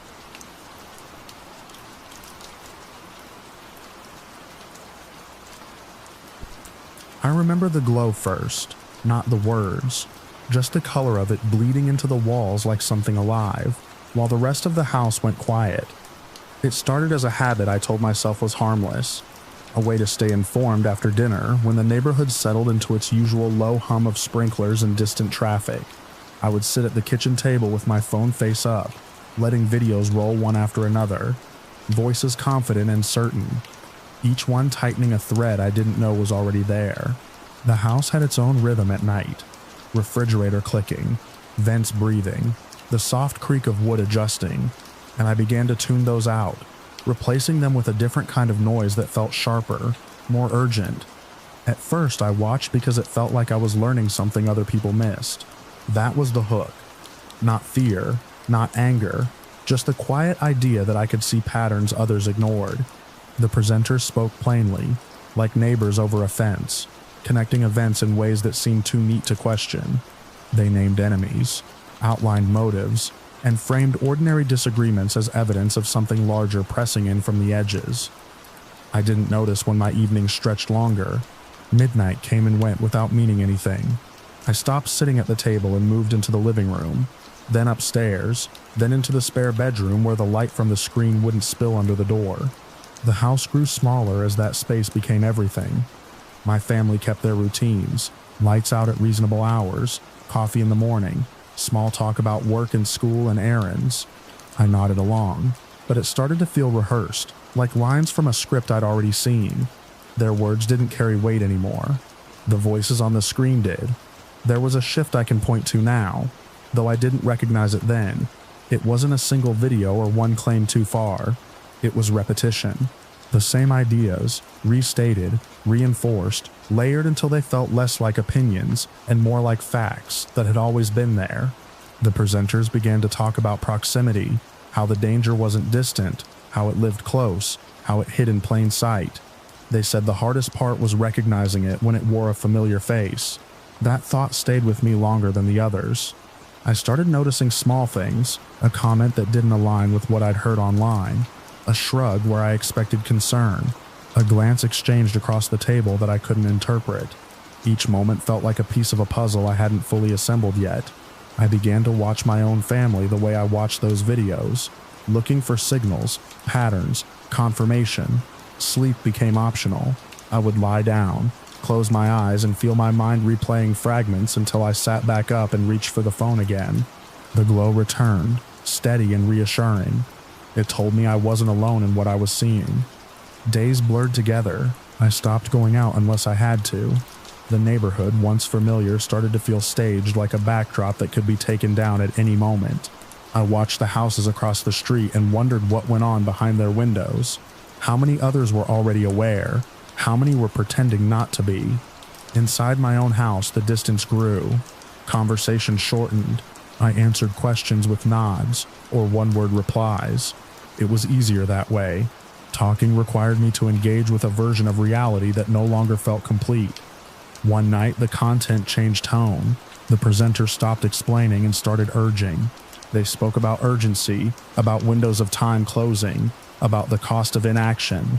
They didn't tell anyone what to do directly, but they didn't have to. The implication was enough. If you could see it, if you understood, then responsibility followed.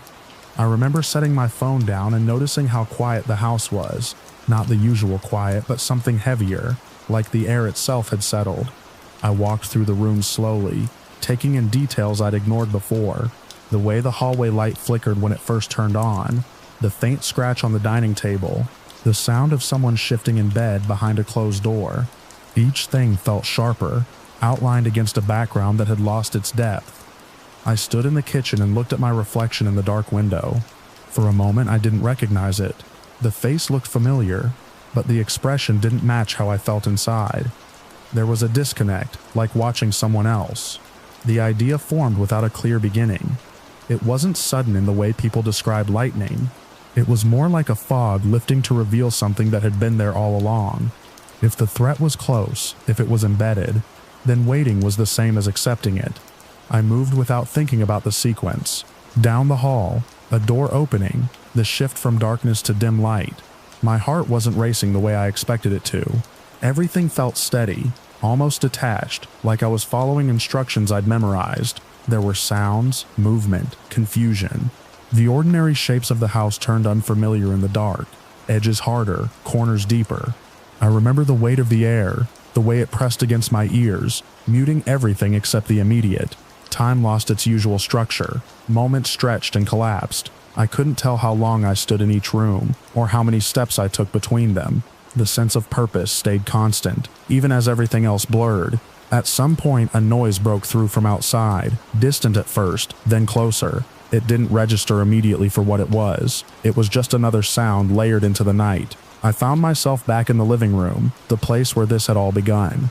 The television was off, reflecting the room back at me in fragments. The phone lay on the couch, screen dark as if it had nothing more to say. The noise outside grew sharper. Doors, footsteps, voices I couldn't quite make out. The kind of urgency that doesn't belong to a quiet street. I stood still, trying to piece together what was happening beyond the walls. For a moment, I considered turning the lights on as if that would restore some order. I didn't move. The front of the house filled with motion. Shadows crossed the windows. A beam of light cut through the darkness, sweeping across the yard, then the walls, then settling on the door. The realization came in pieces. Someone had called. Someone had noticed. The world outside had continued operating while I had narrowed mine down to a single point. I didn't feel panic, not the kind I'd expected. There was a strange clarity instead, like everything had aligned in a way that made sense only in that moment. The voices on the screen had talked about this too, about confrontation, about the point where understanding meets action, and there's no way back. The door didn't open right away. There were commands, firm and repeated, cutting through the quiet. I understood what they were saying without focusing on the words. It was the tone that mattered, the certainty behind it. I looked around the room again, taking in details I'd passed 100 times before. The indentation on the couch where I used to sit, the small stack of mail on the table, the picture on the wall, slightly crooked, showing a moment that felt like it belonged to someone else. The beam of light shifted, brighter now, more direct, It filled the room, washing out the shadows, leaving no place for anything to hide. I moved toward it. The next part is harder to place in sequence. There was a threshold, a change in space from inside to outside, from dim to glaring. The air felt colder. The ground under my feet was solid in a way that the floor inside hadn't been. Voices overlapped, clearer now, directing, warning. I could have stopped. That's something I understand now in a way I didn't then. There was a moment where everything could have paused, where the path could have shifted, but the idea that had taken hold didn't allow for that. It framed hesitation as failure, as complicity. It narrowed my options down to a single line. The confrontation was brief, not drawn out, not dramatic, just a sequence of actions that followed one another too quickly to interrupt. The clarity I'd felt inside fractured into something sharper, more immediate. Then it ended. I became aware of the ground first, the texture of it against my back, the way it held the day's warmth despite the night air. The sky above was a flat, dark expanse, interrupted by the outlines of rooftops and the faint glow of streetlights. The noise receded, replaced by a kind of distance that made everything feel far away, even though it was still close. I tried to piece together how it had all led to this exact point, but the connections that had seemed so solid before were gone. The certainty dissolved, leaving behind fragments that didn't fit together the same way. The house stood there, unchanged from the outside, windows dark, door closed, no sign of what had unfolded inside. It looked like every other house on the street, quiet and still. The glow that had filled my nights was gone. In its place was the plain darkness of a suburban street after midnight, the kind I had once known without question. I remember thinking how ordinary everything looked, even now. That's the last clear thought I can hold on to, the image of that house sitting under the streetlight, unchanged and unreachable.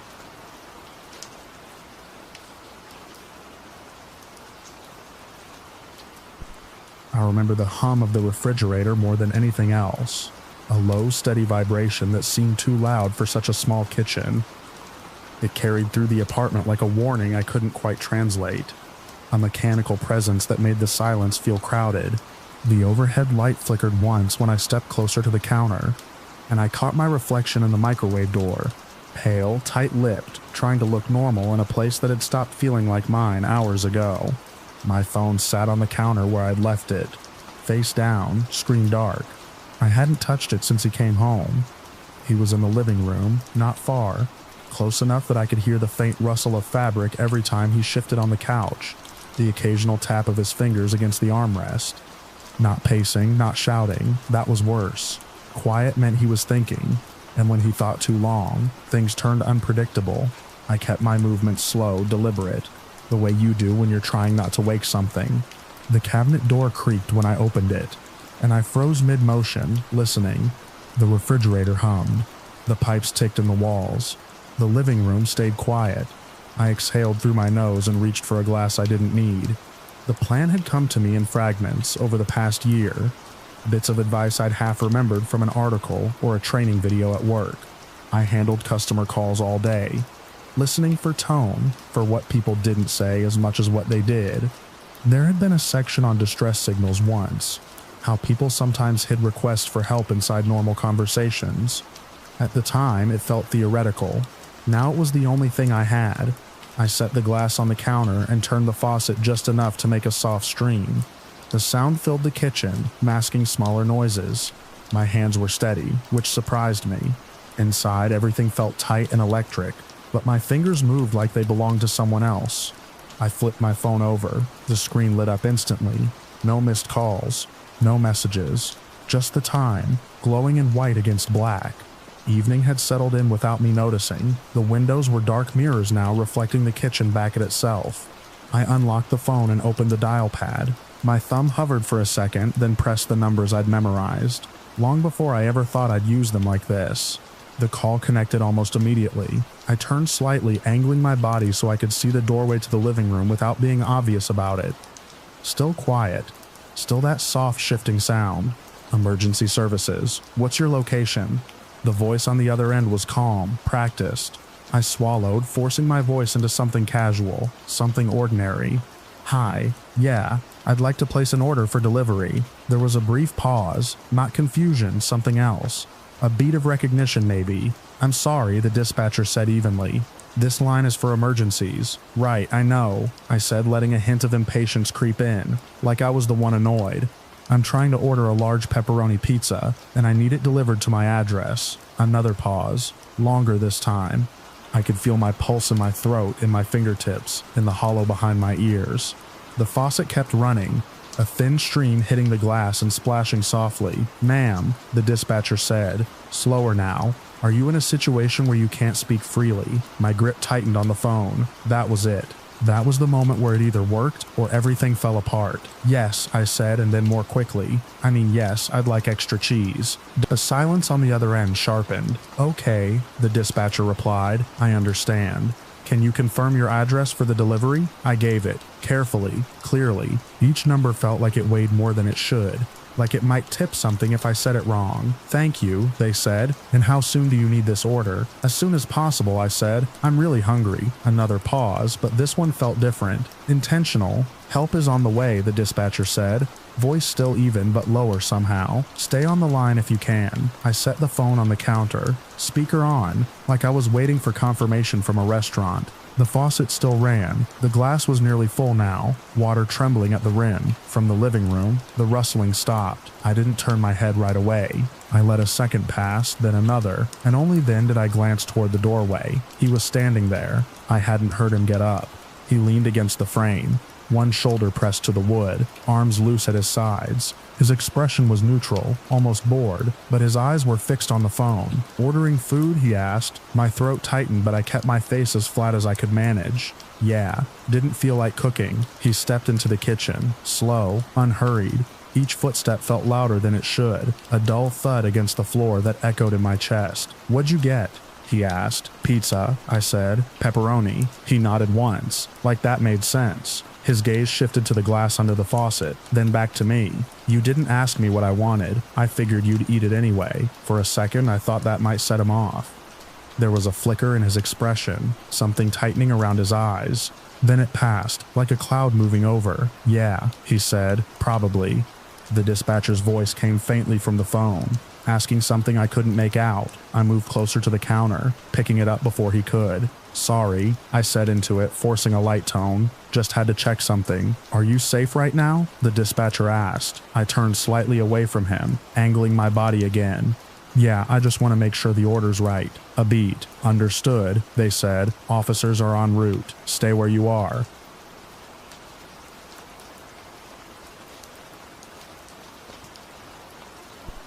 I noticed him because of the reflection first.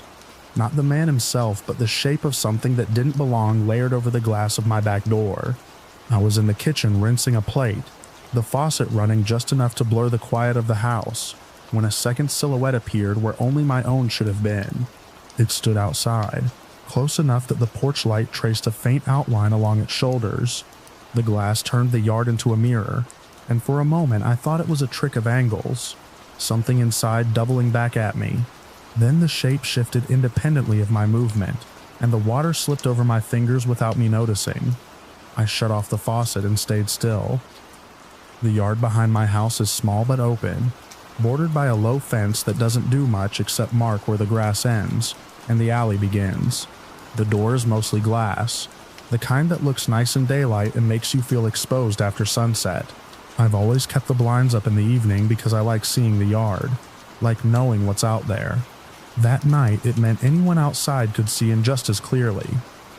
He was standing just off to the right of the doorframe, where the light from inside spilled out in a pale rectangle. I couldn't see his face at first, only the angle of his head tilted slightly toward the interior, as if he were trying to look past the reflection and into the room. His posture was wrong. Not relaxed, not uncertain, fixed, intent. I stepped back into the shadow near the refrigerator and watched him through the edge of the glass where the reflection thinned. He didn't knock. He didn't move away. He leaned in a fraction, and the reflection shifted enough for me to catch the side of his face. Not clearly, just the suggestion of features. The hollow where an eye should be, the darker line of a mouth set too flat. He wasn't looking at me directly. He was looking through the room, scanning it in small, deliberate increments. The living room beyond, the hallway to the left, the corner where the stairs begin. It was the kind of movement you make when you're mapping a place, not admiring it. My phone was on the counter behind me. I reached for it without taking my eyes off him. my hand moving slower than it needed to, as if sudden motion might draw his attention. When my fingers closed around the phone, I crouched slightly, lowering my profile below the midpoint of the glass. From there, I could still see his torso and the way his weight shifted from one foot to the other, subtle but constant, like he was adjusting for a better angle. He stepped closer to the door, close enough that his reflection nearly erased the interior view entirely. I dialed emergency services with my thumb and held the phone low, near my chest. When the dispatcher answered, I kept my voice quiet and even, describing what I saw without embellishment. A man in my backyard, standing at the glass door, looking inside, not leaving. I gave my address, confirmed I was alone, and answered the questions as they came. What he was wearing, whether I recognized him, if he had tried to enter. While I spoke, he shifted again, this time pressing one hand lightly against the glass, not knocking, just touching it, palm flat, as if testing the barrier. The light caught his fingers in a way that made them look longer than they should have been, stretched by the reflection. He moved his hand slowly along the surface, dragging it across the pane until it reached the edge of the frame. The dispatcher asked if he had seen me. I said I didn't think so. That was only partly true.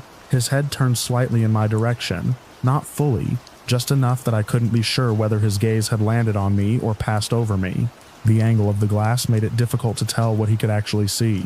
From inside, the yard was visible. From outside, with the interior lights on, it was harder to see in unless you were close. He was close. I shifted another step back, putting the kitchen island between me and the door, and lowered myself further until I was almost kneeling. The tile felt cold through my jeans. I kept talking, answering, listening. The dispatcher's voice stayed calm, steady, guiding me through what to do next. Stay where I was, keep a line of sight if I could do so safely. Officers were on the way. The man's hand left the glass. He took a step back, then another, and for a second I thought he might be leaving. Relief started to edge in, thin and fragile. Then he moved sideways, out of the direct line of the door, and disappeared from view. The absence was worse than his presence. I leaned slightly to the left, trying to catch sight of him through the narrow strip of window that bordered the door, but the angle only showed me a slice of yard and the fence beyond. Nothing moved. The porch light illuminated an empty patch of grass where he had been standing seconds before. I told the dispatcher I'd lost visual. They asked if there were other entry points at the back of the house. There are 2 windows along the rear wall, one over the sink and one in the living room. Both are wide, both uncovered. I had never thought much about them beyond the view they offered during the day. At night, they were just more glass. I stayed low and moved along the cabinets, keeping below the window line as much as possible. My heartbeat had settled into something tight and controlled, each breath measured so I could listen for any sound outside. The yard was quiet, no footsteps, no rustling, just the faint hum of distant traffic from the main road. I reached the corner where the kitchen opens into the living room, and paused, listening. The dispatcher asked if I could secure myself in a room. I said I could go upstairs. They told me to do that if I felt unsafe. I didn't move. There's a point where leaving your line of sight feels like giving something up. If I went upstairs, I would lose any chance of knowing where he was. I would be guessing, waiting, hoping the locks and the doors were enough. I edged forward until I could see the living room window from an angle. At first there was nothing, then a shadow shifted across the far edge of the glass, faint but distinct, like someone moving just out of direct view. It passed slowly, not a quick dart but a measured glide, as if whoever cast it knew exactly how much of themselves would be visible from inside. I described it to the dispatcher. They told me the officers were close. The shadow returned, this time pausing near the center of the window. For a brief second, I saw the outline of a head and shoulders, closer to the glass than before. The figure leaned in, and I caught a clearer glimpse of his face through the thinner reflection at that angle. His expression wasn't what I expected. There was no obvious aggression, no anger, no panic, just a focused stillness, like he was concentrating on something inside the room. His eyes, what I could see of them, moved in short, precise jumps, cataloging objects. The couch, the coffee table, the hallway again, the staircase. He wasn't trying to get in, he was trying to understand. I felt a different kind of fear settle in then, something colder than the initial shock. It wasn't about what he might do in that moment, but about what he was learning. The dispatcher asked if I could lock myself in a room again. I said I was staying where I was. My voice sounded flatter than I expected. The figure at the window shifted his weight, and for a second, his gaze aligned directly with where I was crouched in the shadow. I froze, every muscle locking into place. The distance and the reflection made it impossible to be certain, but something in the way his head tilted suggested recognition. Not of me specifically, but of movement, of presence. He didn't react. He didn't tap on the glass or try the frame. He just held that position, as if confirming something, then slowly straightened. A faint sound carried through the glass then, barely audible. Not a knock, more like the brush of fabric, or the soft scrape of a shoe against the patio. It was the first noise he had made. In the distance, I heard it, the low, approaching wail of sirens. The change in his posture was immediate. He turned his head toward the alley, listening, the same way I had been listening to him. The calculation in his movements became sharper, more decisive. He stepped back from the window, retreating into the darker part of the yard, where the porch light didn't reach.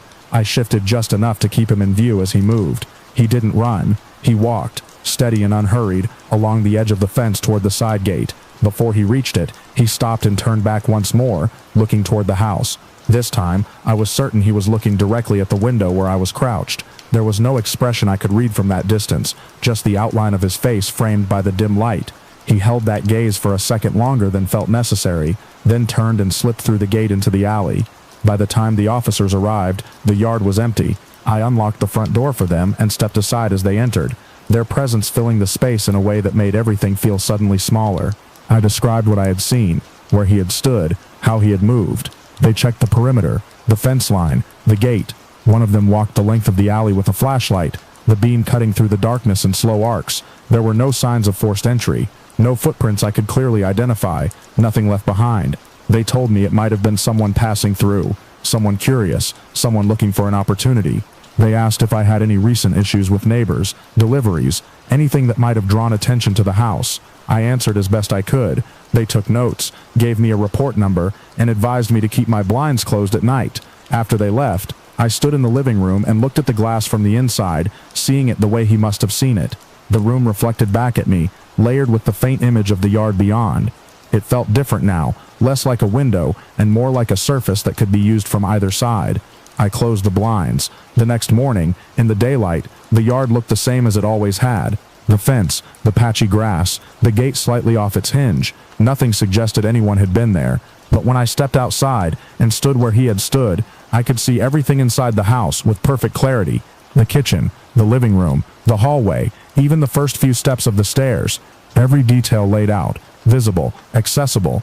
I realized then how little it takes for a place to stop being private. That night, I left the lights off and stood in the dark, looking out through the glass, trying to see what he had seen, trying to understand what he might have taken from it.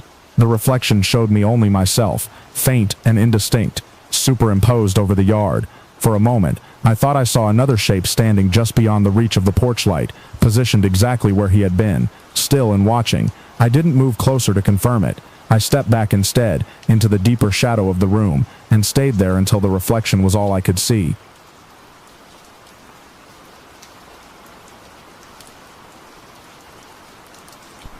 I left before the sun came up, with a passport that wasn't mine, and a face that only looked like me if you didn't stare too long. The news had already started looping my name by then. Not the quiet way they do for small cases, but the kind that crawls under every channel, every radio break, every phone screen in a cafe. They said primary suspect at first, careful and precise, but by the time I reached the airport, they had stopped pretending. My photo was everywhere. The older one, the one from before I shaved my beard and cut my hair down to the scalp, before the swelling around my cheekbones went down from the procedure in a basement clinic that didn't ask for real names.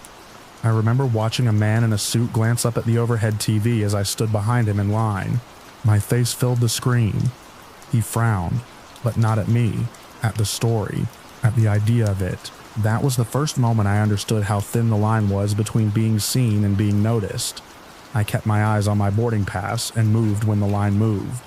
The passport in my hand had a different name, a different birthplace, a different history that had been stitched together from stolen records and careful edits. It was good enough to pass a glance, maybe even a closer look.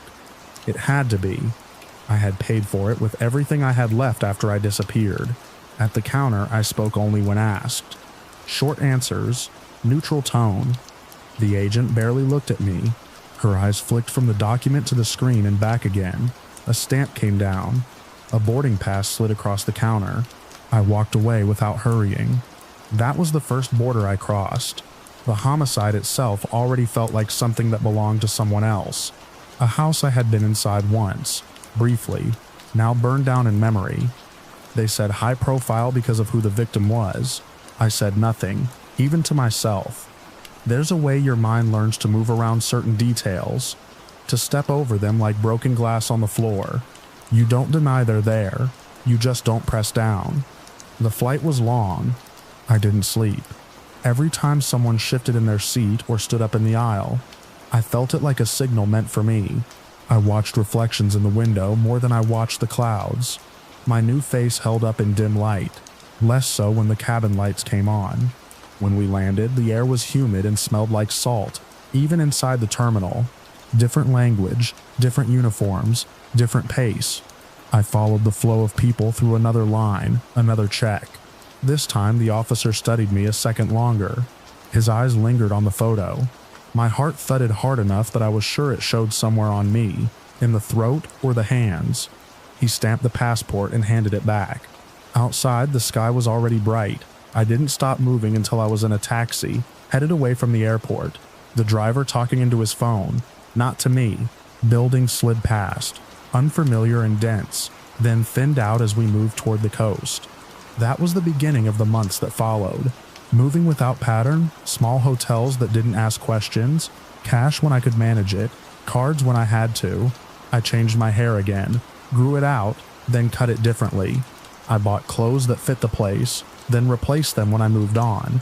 But the story didn't fade. It followed me across screens and languages.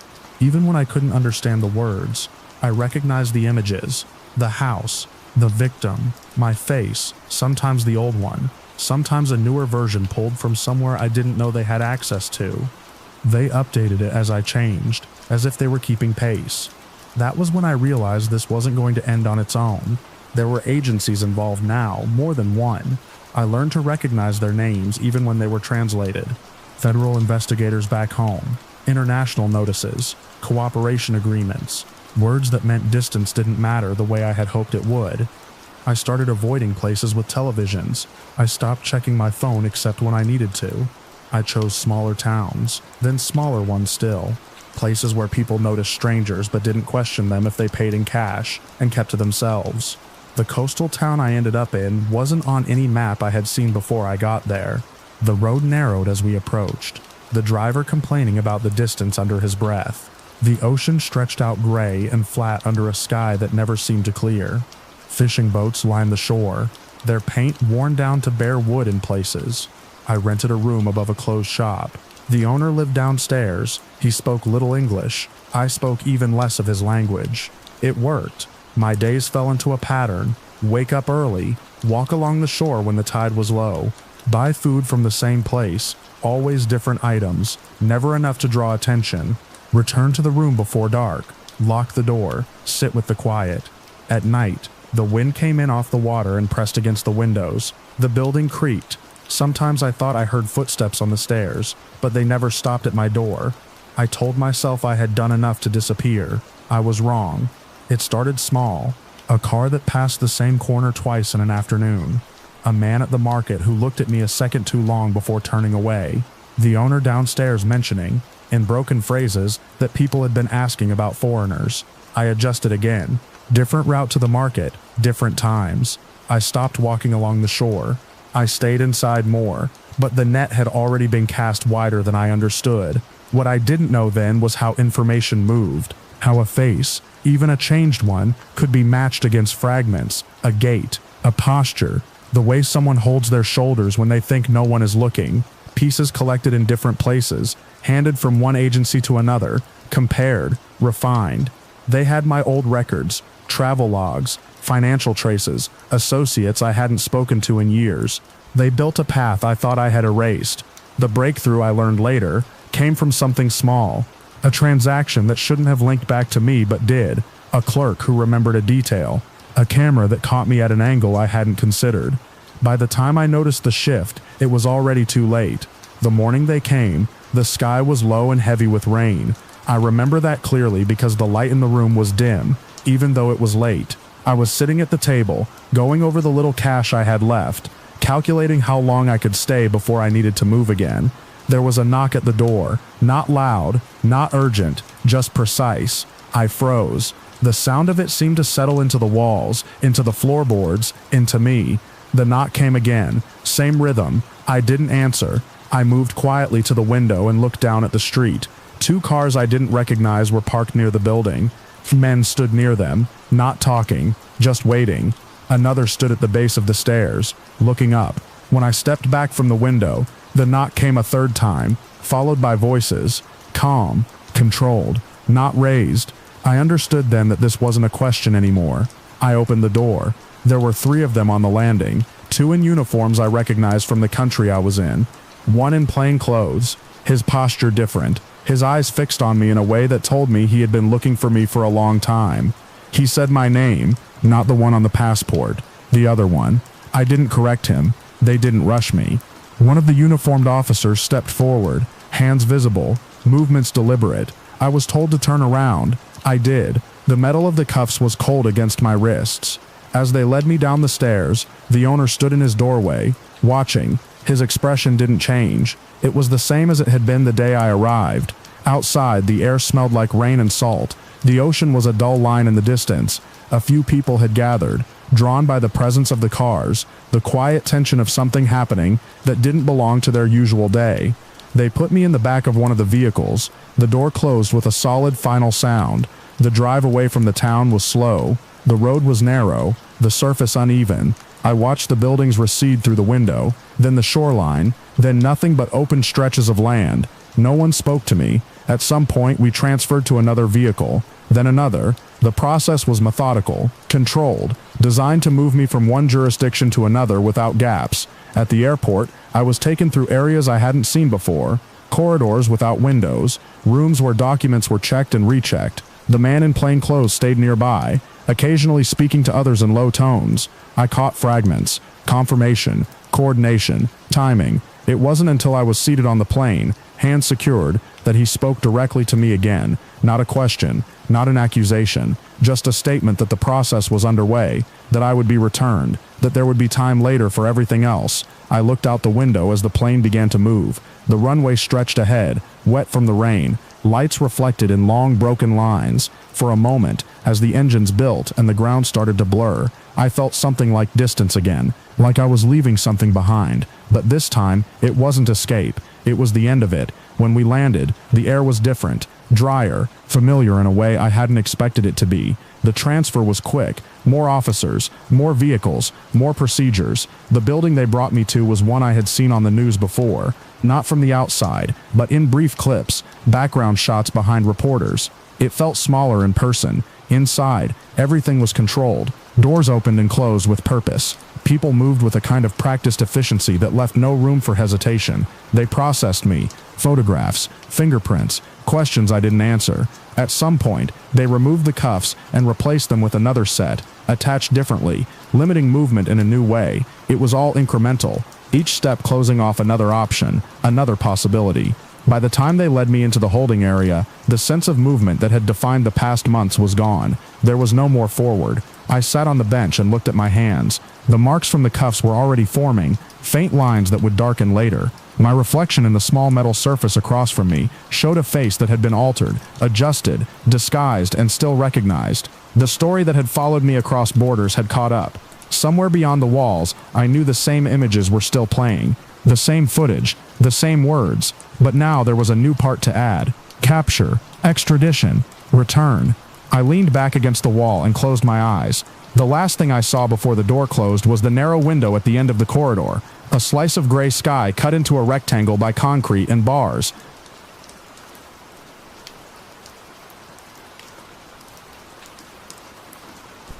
I found the phone in the bottom drawer where the plastic spoons and old takeout menus go. The one that sticks if you pull it too fast. It was cold and smooth and heavier than my toys. And when I pressed the side button, the screen woke up like a little window. There were no games, no pictures, just numbers and a green circle that felt important. I had seen my mom press green circles before.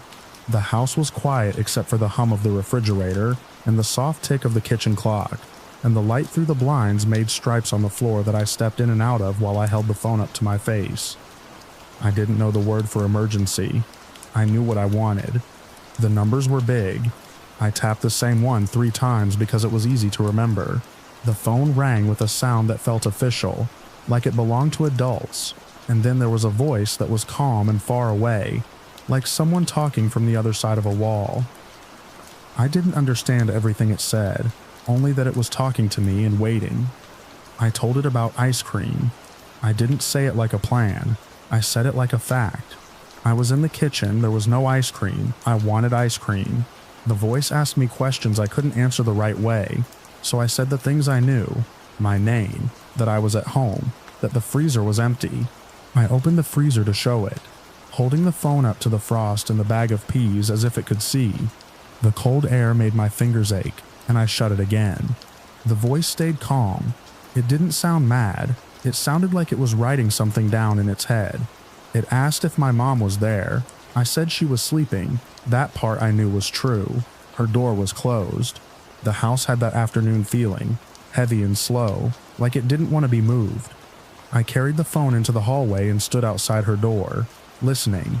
I didn't knock. The voice asked me to stay where I was. I sat down on the carpet and traced the pattern with my finger, following a line that curved and stopped and curved again. I told the voice I was hungry. It said something about help coming. I didn't know what that meant, only that it made the waiting feel like part of something bigger. Time felt like the length of the hallway. I looked at the front door. I looked at the phone.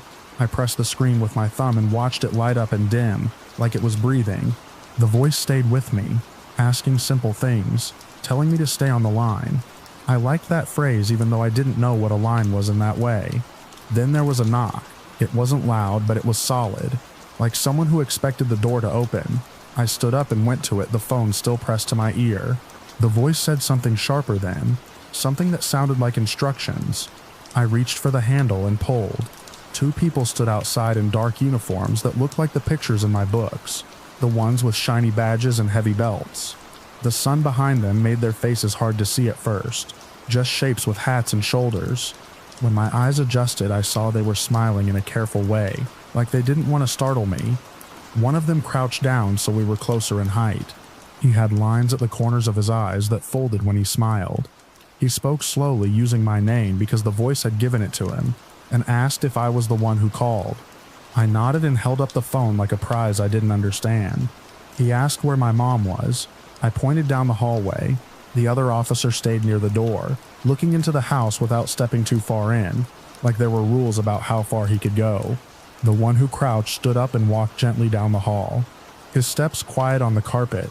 I followed him because I didn't want to be alone in the doorway. The phone was still at my ear, but the voice had gone quiet, or maybe it was listening. He knocked on my mom's door, a softer knock than the one at the front. He said her name. There was a pause that felt like the moment before something breaks, and then I heard movement inside, the rustle of sheets, a confused sound that turned into a question. The door opened a crack, then wider, and my mom stood there with her hair out of place and her eyes trying to understand what was in front of her. She looked at me first, then at the officer, then at the phone in my hand. Everything changed in her face at once. Sleep to surprise, surprise to worry, worry to something like relief that didn't know where to land. The officer spoke to her in a calm voice, explaining what had happened in a way that made it sound smaller than it felt. I didn't understand all of it, but I heard the words call, okay, and no emergency. My mom looked down at me again, and I saw the moment she realized what I had done. She took the phone from my hand and spoke into it, her voice steadier than her eyes. She thanked the person on the other end. She apologized. She said we were fine. The officer asked if he could look around, just to be sure. My mom nodded and stepped back, letting him see the living room, the kitchen, the hallway that I had been sitting in. There was nothing to find except the quiet of the house and the afternoon light that had shifted a little while. We waited. I stood by the couch and watched the second officer step inside, careful with his boots on the floor, his eyes moving over things like he was checking them off a list only he could see. He didn't touch anything. He just looked.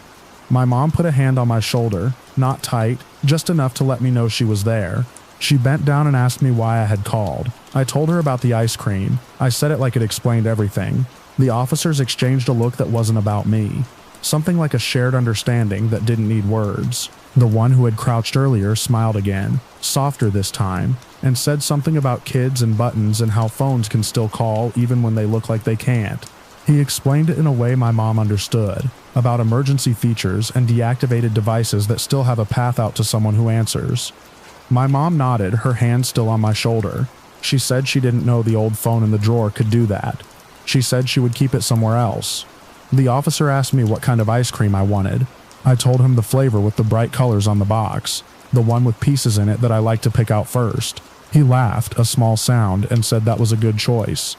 There was a moment where everything felt like it might end there, with explanations and a lesson about what the phone was for. The house felt like it was returning to itself, the way a room settles after people leave. But the officers didn't leave right away. They stepped outside for a minute, speaking quietly near their car. I watched them through the front window, my face close to the glass, my breath fogging a small circle that I wiped away with my sleeve. The car had lights on top that were off now, but they looked like they could turn the whole street into something else if they wanted to. My mom moved around the kitchen, opening the freezer again, as if something might have appeared in it while we weren't looking. It hadn't. She closed it and leaned against the counter for a second, her eyes on the floor, thinking about something I couldn't see. When the officers came back, one of them was carrying a small paper bag. It was plain, folded at the top, the kind you get from a place that smells sweet when you walk in. He held it out to me like it was important, like it had weight beyond what it was. Inside was a single cup with a plastic lid, cold to the touch, with a spoon tucked under the rim. The flavor was the one I had said. The colors were bright even through the lid, like a promise kept. My mom started to protest, her voice catching on the edge of what she felt she should say. Something about not needing it, about this not being what they were there for. The officer shook his head gently and said it was okay, that sometimes they get calls that aren't what people expect, and it's better when they can leave things better than they found them. He didn't say anything about rules or consequences in a way that made me feel like I had done something wrong beyond what my mom would explain later. He didn't make it heavy, he made it simple. I took the cup and held it with both hands, the cold seeping into my fingers in a way that felt like relief. The spoon clicked against the lid when I moved it, a small sound that felt louder in the quiet house. The officers spoke to my mom a little longer, giving her information about the phone, about keeping it out of reach, about how the system works and why it matters. Their words were measured, careful not to turn the moment into something that would sit too heavily in the room after they left. When they finally stepped back out into the daylight, the house felt different, like something had passed through it and left a trace that wasn't visible but was still there. The door closed with a soft click, and the sound of their car starting up faded down the street. My mom sat down on the couch and pulled me close, the paper cup between us. She didn't scold me right away. She looked at me, really looked, as if trying to see how I had understood the world in that moment, how the pieces had fit together in my head. Then she told me, slowly and clearly, that the number I had pressed was for people who needed help right away, for things that couldn't wait, for times when something was wrong in a way that couldn't be fixed by opening a different drawer. I listened, the spoon digging into the ice cream, the cold sweetness filling my mouth. I didn't understand all of it, not in the way she meant it, but I understood that there were lines you don't see that still matter, paths that connect to people who are ready to come when called. I thought about the voice on the phone, how it had stayed with me, how it had asked questions and waited for answers I didn't know how to give. I thought about the knock on the door, the way it had sounded like something certain, something that would happen no matter what I did next. The afternoon moved on, the light shifting from the floor to the walls, the hum of the refrigerator steady as ever. The paper bag sat crumpled on the table, the spoon resting on the edge of the empty cup. My fingers were sticky, and my mom wiped them clean with a damp cloth, her movements gentle and deliberate. Later, when the house was quiet again, and the drawer was closed with the phone no longer inside it, I stood in the hallway where I had sat before, and looked at the front door. It looked the same as it always had, a simple thing with a handle and a lock, but it held the memory of that knock in a way I could still feel in my chest. I didn't reach for the drawer again.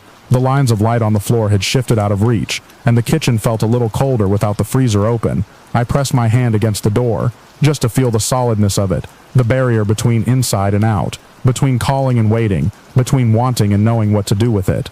The house held its quiet, and I stood there, listening to it, the taste of something sweet still lingering, the echo of a voice that had answered when I didn't know what I was asking for, and the memory of a knock that had turned a simple want into something that moved through the world and came back to my door,